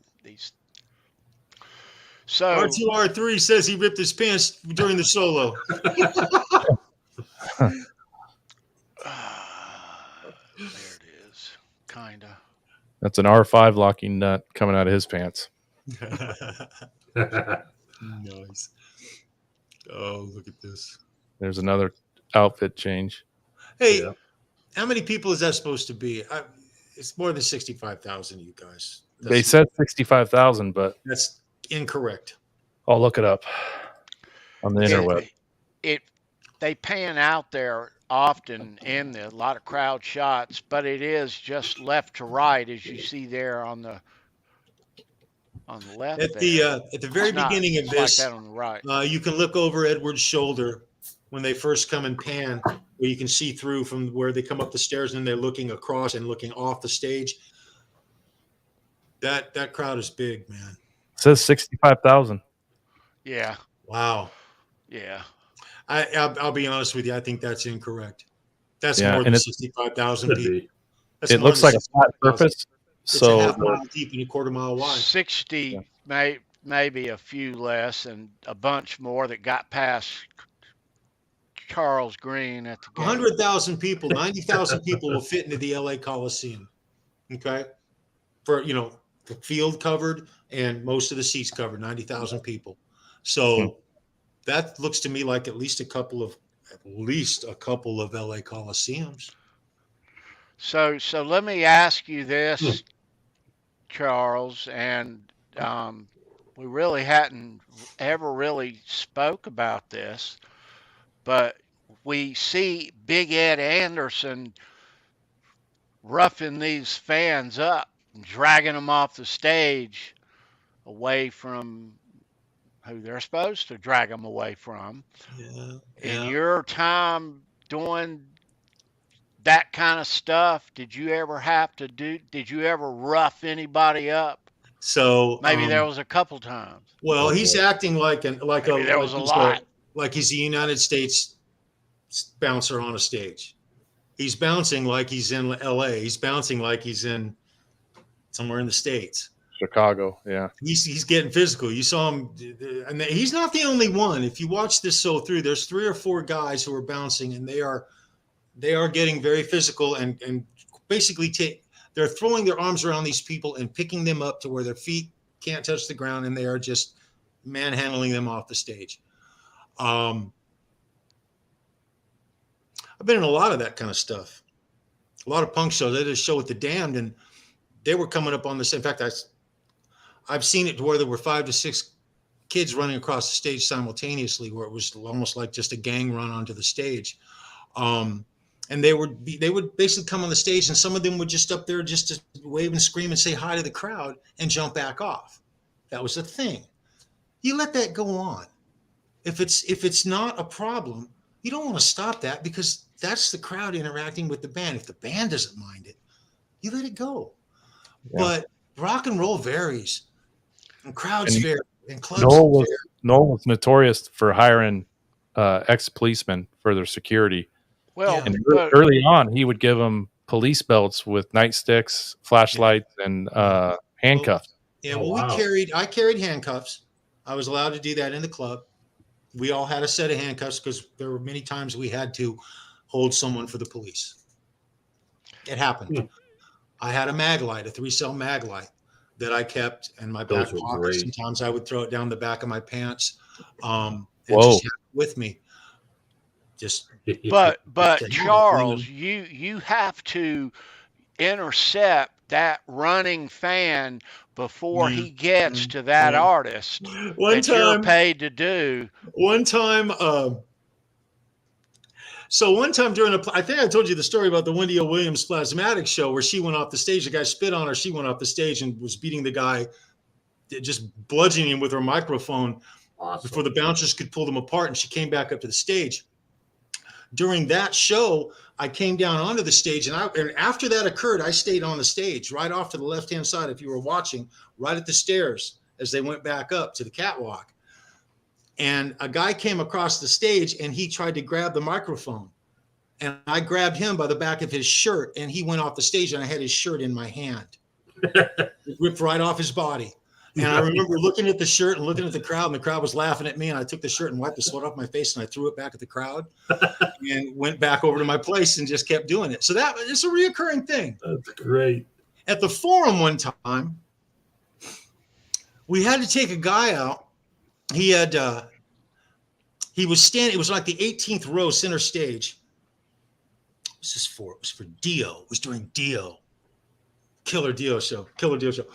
And he kept turning around, and he was blocking somebody's vision, and it turned into an entire fight. It was like a brawl right in the middle, like a mosh pit, right in the chairs of the seating. There was no open floor. It was all chairs. And that was at the Forum in Los Angeles. That was absolutely brutal. People were getting hit with chairs and things like that. Damn. Yeah, we could talk. Did you do security for the Lakers too? Pardon me? Did you do security for the Lakers?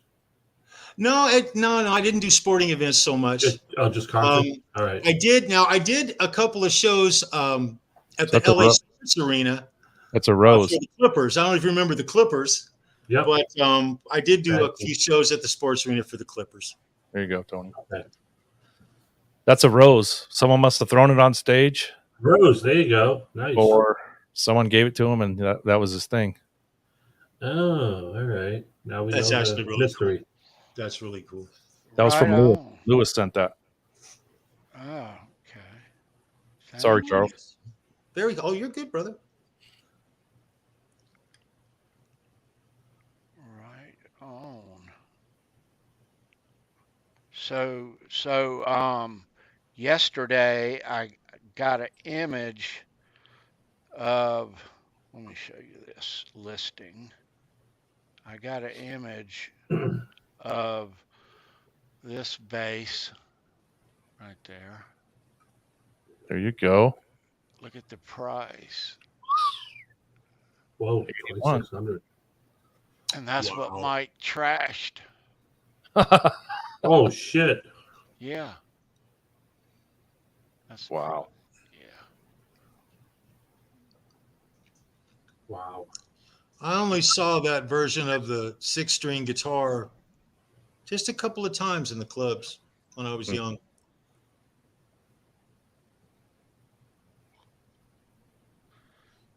Cool stuff, guys. Yeah, dude.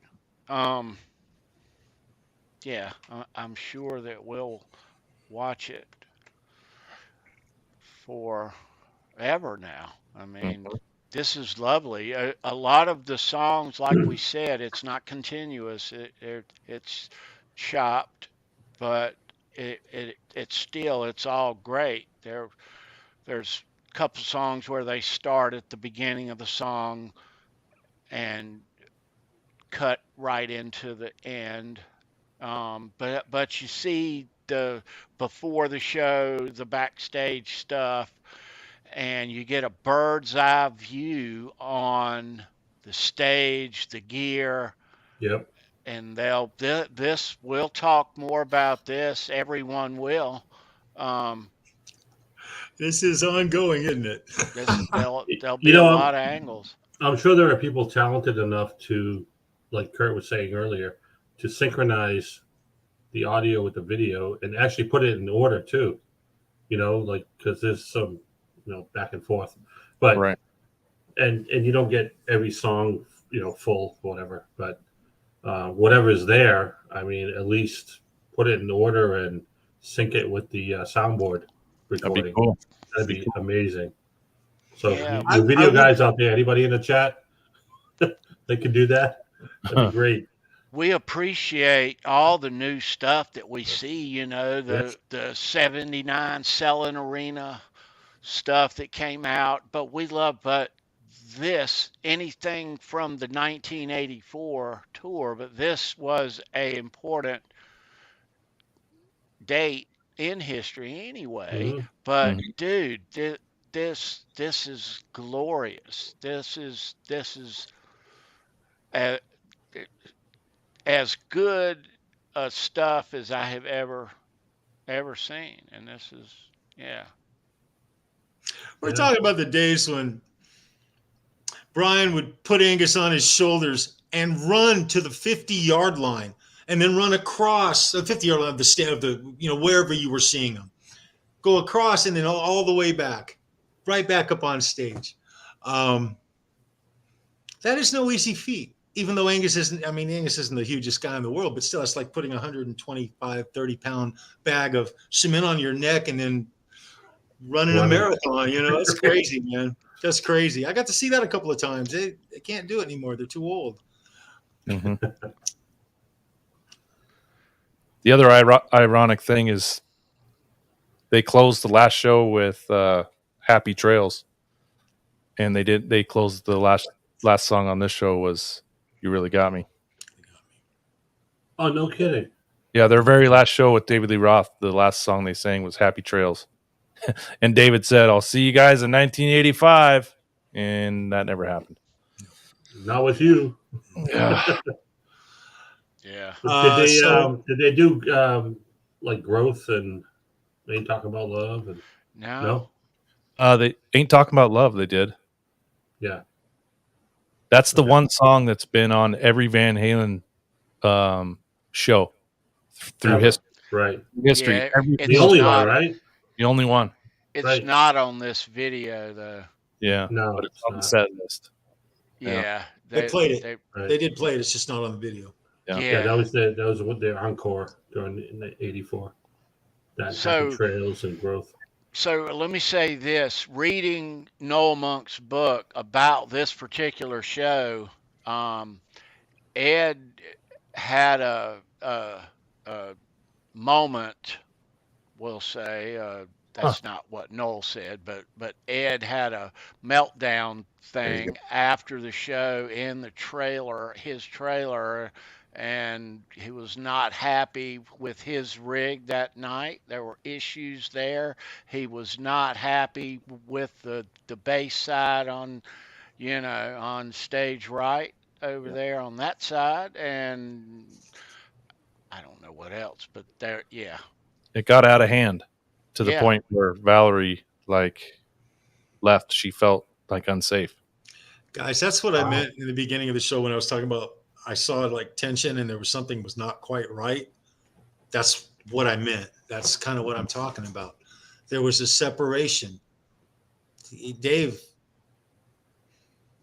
seems like it's a great show, but it seems like he's just going through the motions. He's phoning it in almost. Yeah, kind of being a He's wedge. got other stuff on his mind. I mean, he's already gone, I think. He may not realize it, but he's got all this stuff in his head. Two things. When Eat 'Em and Smile came out, it was nothing more. The feeling of it now, especially now looking back at it, it was really nothing more than Dave trying to show his former bandmates a few things. Show him up if he could. He picks by far, the only guy on the planet at the time who second best guitarist fans would embrace and who could give Eddie anything like a run for anything. And I will say this, Steve Vai's performance on Eat 'Em and Smile, he did this thing, and it's one of the most impressive things I've ever seen anyone do with a guitar. Eddie didn't do it. Steve Vai did it. The vocal. He did it to one-up Eddie. There's video of it. You can actually watch this. They're doing On Fire. Part of the whole thing was they did all of Dave's fucking songs and some new ones. And he comes up for the solo in On Fire, and he walks over to the side of the stage, and there's a riser. It's about chest height. And he takes his guitar and he throws it down onto that stage. Oh. Solo comes up and he does the solo like a piano. But On Fire solo, note for note, fretting it from the top of the guitar with two hands. Wow. Okay, and he does it. And then he spins around. And there's a fast solo, guys. And there's no break between the start of the solo, the end of the solo, to when the song takes off again. It is a blink of an eye.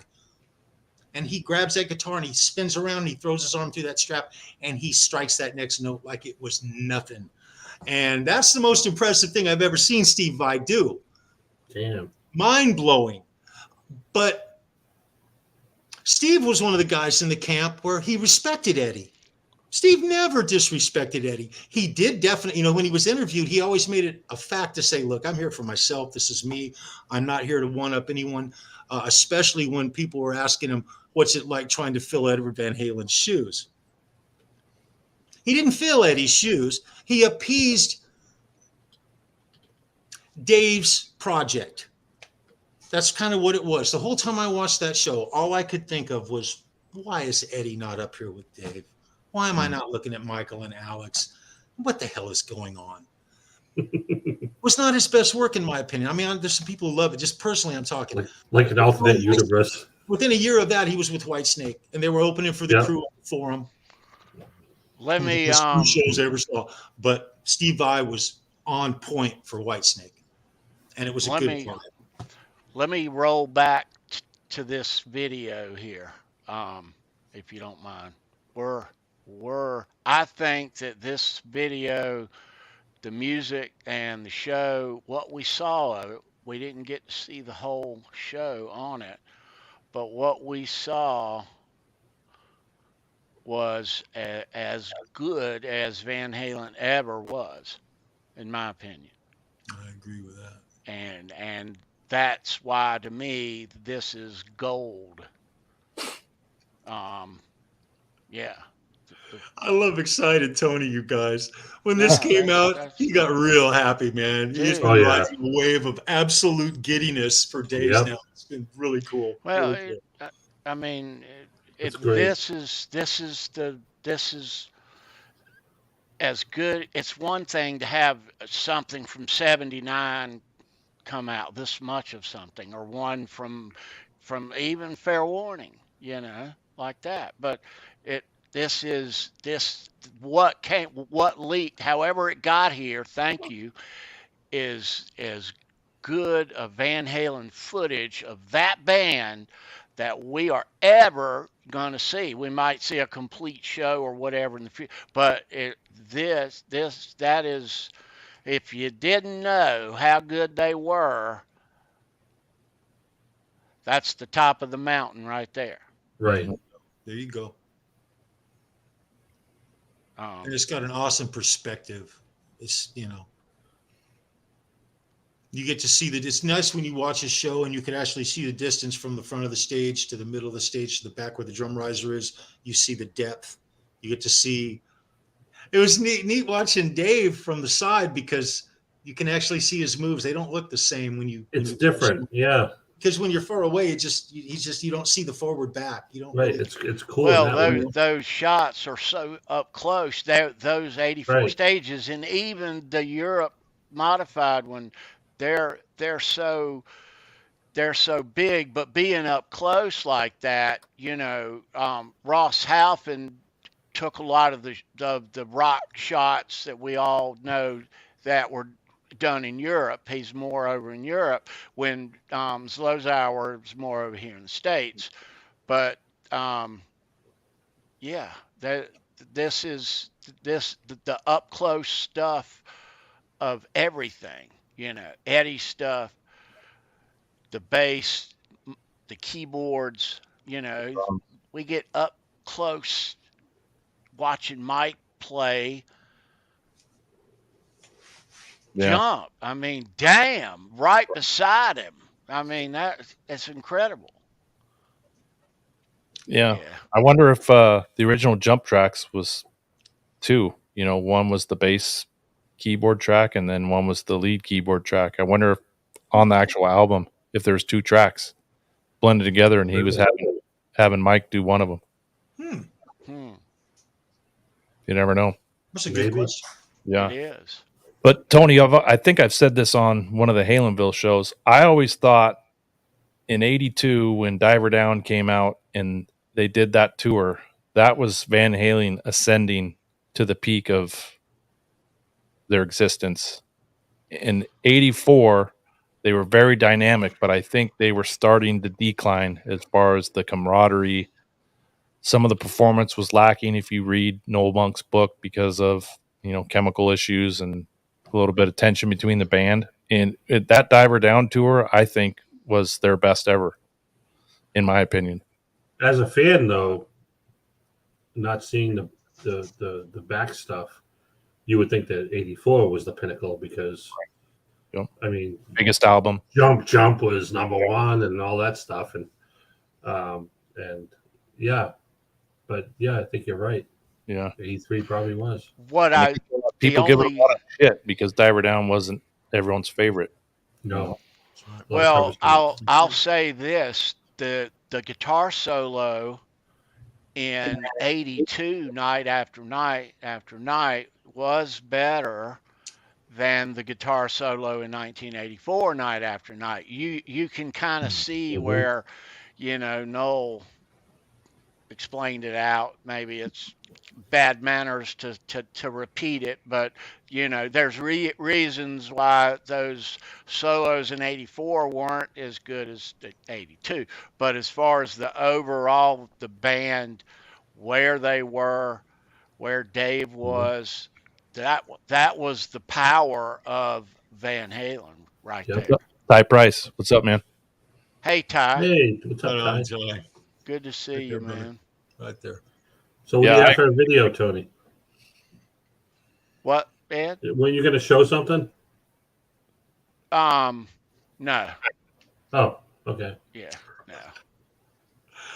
Hey, Jeff K., you're going to be heading up there, a little Dogtown action in West Hollywood, and you're going to throw a couple of beers back at the Rainbow.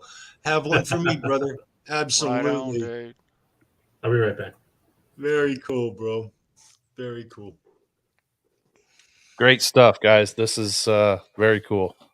Hey, this ain't over yet. Very cool. This isn't over yet.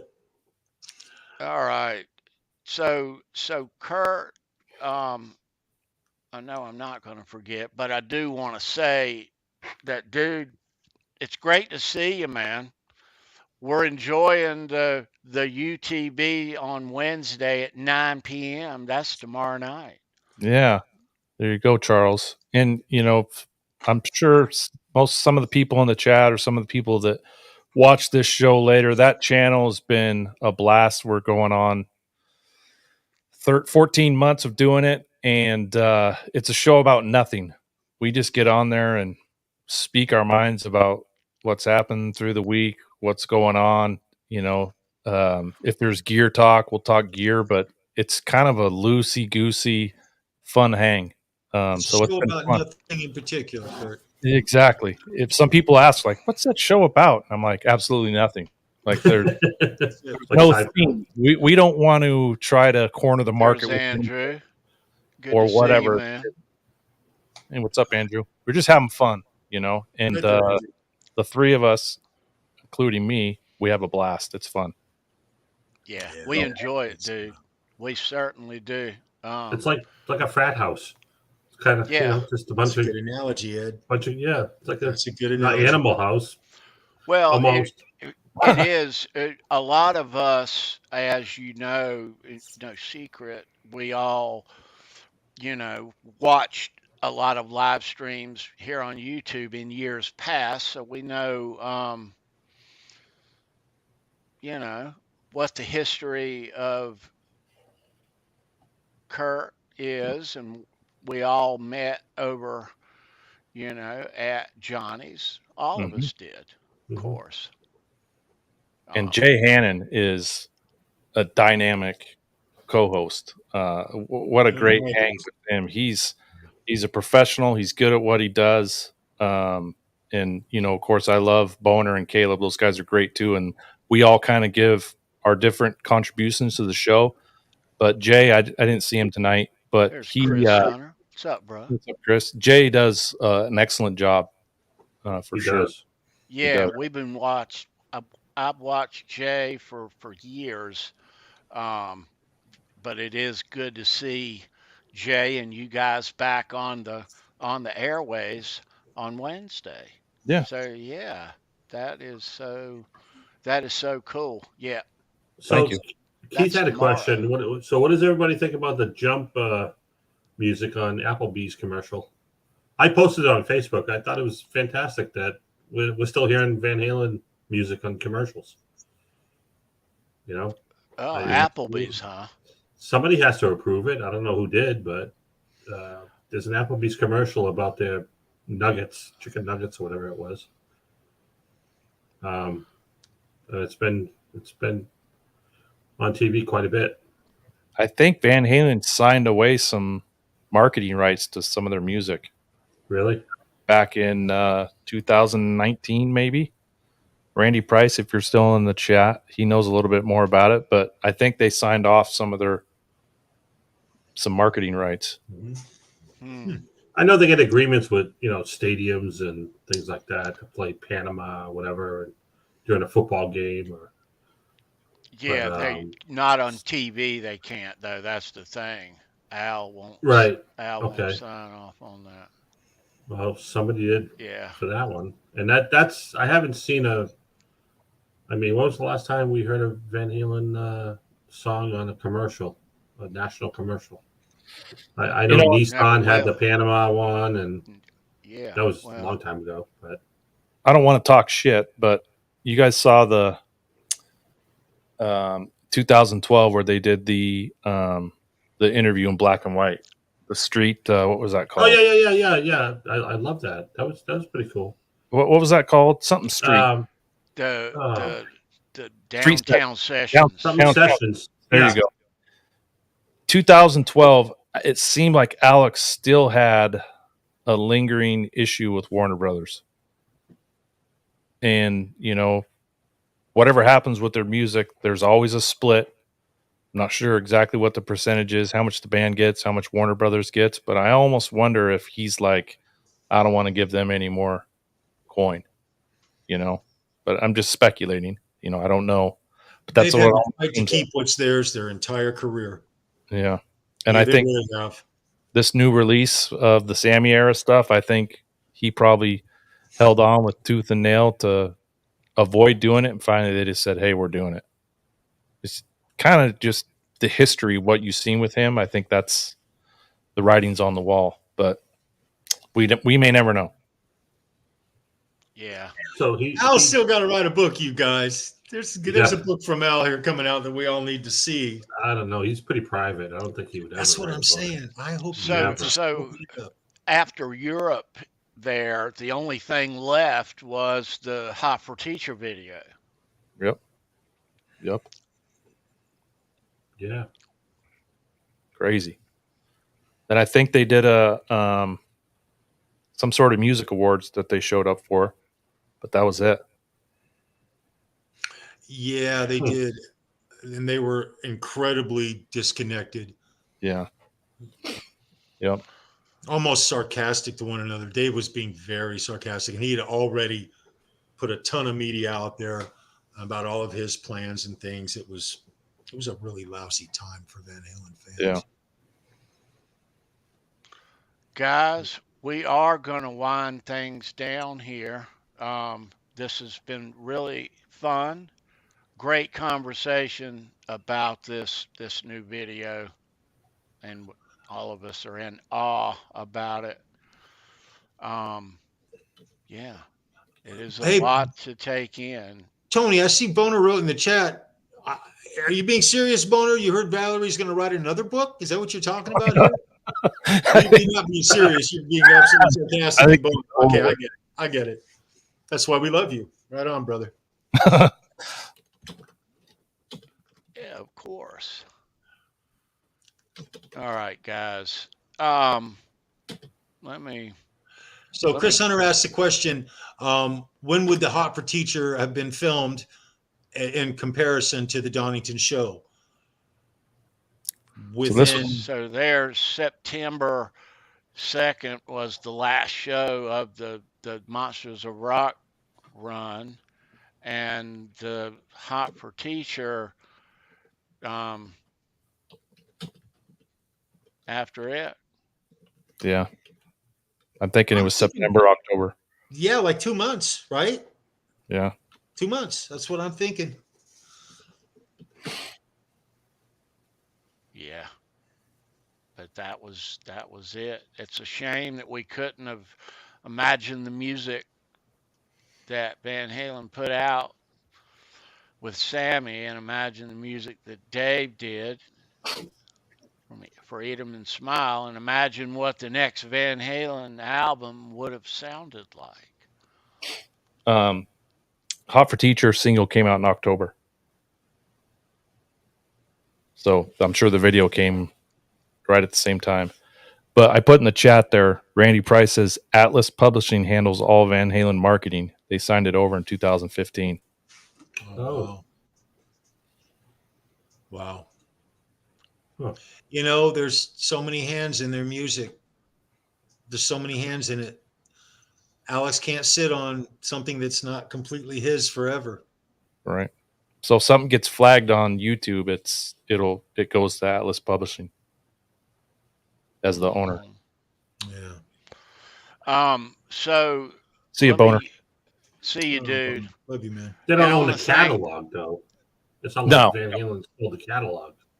No, they just manage the marketing, all Gotcha. the retail stuff, any music that's used for commercial use, that type of stuff. Okay. Right. Let me give the kids a little heads up, guys, as we wind things down here. So this Saturday,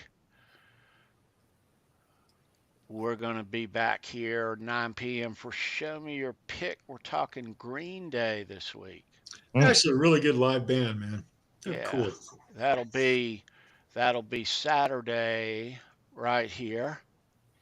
Yeah, this has been great fun. Kurt, always a pleasure, dude. Good to see you. Yeah. Thanks, You're buddy. right. Thank you, everyone. Appreciate Absolutely you. right, brother. Good seeing everyone in the chat and talking about this album. It's great hanging with Tony, Charles, and Ed, and a little time with Butt Cheeks. So thanks for having me, guys. Very, very humbling. Yeah, dude. Good to Very have cool, you. my brother. Hey, Very before Nice we to go, see you again. I just read a quick fun fact.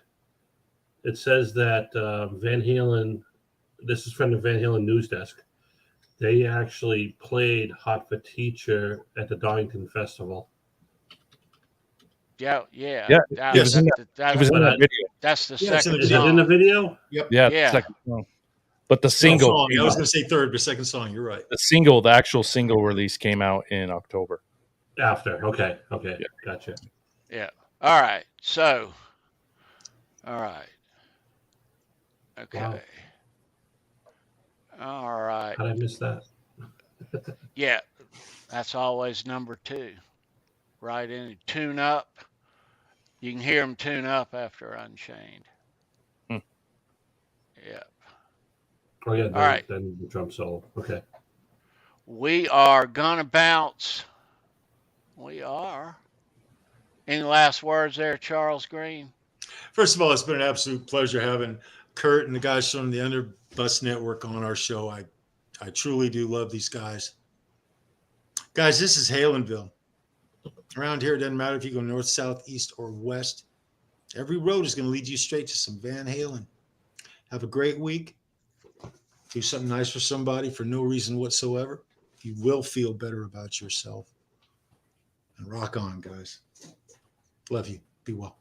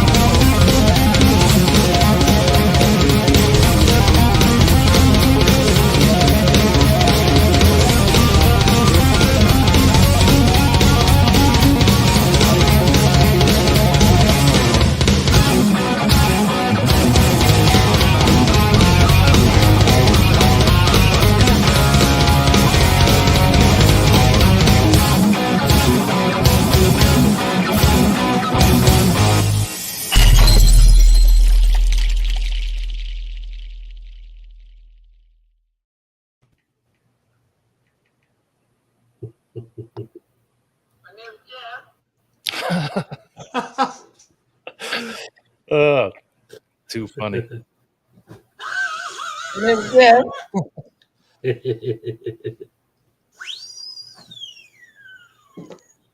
Great show. All right, and we are clear. Great show. I had a That was best a lot of time. fun. Thanks a lot, Kurt. That was awesome. Absolutely had the best time. It's good to be back for sure. Been too long. I was telling Tony, like, I really enjoyed doing those HALENVILLE shows, but unfortunately I was forced to make a decision, one or the other. So I had to exit stage left for a while. But No worries. Yeah. It was a transitional time. We enjoyed you then, and we enjoy you now, bro.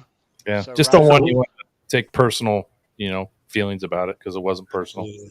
Yeah. No. Well, who It's took all your in place when you great left? fun, dude. And There's by the way, guys, we're still alive. Are we really? Oh, you always got to look in the upper left-hand corner. Come on, brother. man. Come on. We got gotta to look in chunk the you upper under the left-hand bus corner. somehow, Kurt. That's fine. Let's keep it gotta going. do What it. other questions you got, Ed? No, Yeah, it's good to be back. Look, there's transitions that we all go through in this little thing that we do here, and you have rolled with this community faithfully for years. Yeah, thank you. Years. Yeah, and thank you for your continued support for this show too, man. Thank you. Right. Yeah. Well, it's good to be back. Darn right, baby. Darn right. And Ed, you asked who else was on the show. It was Ben Tom was on there. Yep. John Conklin, bunch of good guys. I remember that. I remember those days. Yeah. So you just left, but nobody took your place. Really? You just left. Well, it's easy to replace me. Oh, come on. No. Not true. Let me show you guys this. Ed sent me this afternoon. What? Oh, I know what you're talking about. Oh, that's funny. Just make that into a poster. I couldn't sleep last night, Nice. so I said, "Oh, this would be kind of cool." Nice, dude. I like that on a shirt, man. Yeah, and there was a whole story behind it too. If you look at my Facebook, you can read the story behind M.M. Brown. Yeah, and his life story from start to finish. Hey, I like M&Ms. Oh, he got ostracized. And I buy them often. All this Like talk David about Lee brown Roth. M&Ms just makes me want to go and eat some M&Ms. I'm a peanut butter M&M guy. Me too. Oh, those are delicious. Yes, sir. Isn't that just called a Reese's? Mini Reese's. Reese's. Yeah. Yeah. Thank you, John. Appreciate it, man. Everyone's giving me love. I'm very humble. Oh, there's people still in. Okay. Oh, I thought when there. it goes, I cut it back Baby. on. Yeah, I thought there'd be like two people to watch the little outro at the end. they're and all not- there. They're all not- showing Kurt love, man. They're already at the fridge. You guys don't need to show me love. This is like backstage, but not backstage. I put my pants on one leg at a time like everyone else. Right? Just That's right. backwards, right? Oh. Yeah, exactly. That is right. But it was fun. It's good. It's good to get back into the Van Halen saddle because, of course, for a long time that was all I talked about. Now with this new show we do, we kind of do a mix of everything. So it's kind of good to get out of the blood. With the group that you guys have, you guys cover a lot of angles. We say the show's about nothing. No, the show's about everything. It's about everything, and it's a breath of damn fresh air, brother. Yeah, I look at it like we all looked at Van Halen for a long. The elements that it's a good soup, Kurt. Yeah. But you cover current events, and you always got a trick up your sleeve. Always. Mm-hmm. Yeah. It's a great way for all of us to unwind, right? I mean, every time I see your new thumbnail, what have they got up their sleeves for this week? What the fuck is going on with this? Yeah. Man. And Jay and I kind of go back and forth on who makes it. But it's, we try to make it flashy and a little bit edgy, I guess you'll call it. But So it's a collaboration for the thumbnail? Oh, yeah. Yep. Yeah. Our theory is if you were to peek in the living room window at Jay Hannon's house while Caleb, myself, and Boner are over there bullshitting, drinking, looking at videos on our phone, that's kind of what the product of the show is. You just got a front row seat of the four of us hanging out at a bar or at someone's house or a few beers and that's kind of, if that makes sense, Charles. That's why the vibe works. That's right. Actually, what you just said sums up why I personally like watching this show. Yep. Yeah. I like the intro too, man. The intro is awesome. Yeah, Jay put that together, which is very fitting. That's awesome, dude. Yeah, man. Wow. There, guys. All right, so we're not. I guess we're not going to run any outro or give the benedictions. Already been given. Once you back the bus up, you can't do it again. You're already done. I'm flat. Right. That's right. But I will say, everybody, it's nice to see you. Hope the rest of your week goes great. Roll back this weekend, Saturday night, we're talking Green Day. A lot to talk about there and a lot of fun around here, too, on a Saturday night. It will be. And tell your friends about this channel. If you know anyone that's a Van Halen fan, tell them to subscribe. We want to get these guys to 1,000. They're right there on the tipping point. Share it with anyone you know that's a Van Halen fan. They don't have to tune in every week, but at least hit a subscribe. It's free. Doesn't cost you anything. Do someone a solid.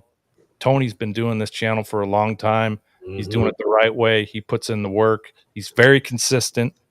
You rarely ever see him miss a show unless he's at a show. So give the love back and help him out and subscribe. You know how he got me? He got me with a freaking George Lynch pick. I heard on another show, Tony came on. I said hello to him. I heard he had a little channel that he was doing. I didn't know anything about him. And I saw it. I subscribed to it. And then the first show he did a show and he pulls out this fucking George Lynch pick what a jewel, bro. I want it. And I said, Tony, it was like my pick, bro. And he sent me a message. We talked back and forth for a few weeks, but he finally sends me a message one day and he says, Charles, I want to give you a pick, man. What would you like me to, what do you want? What do you want?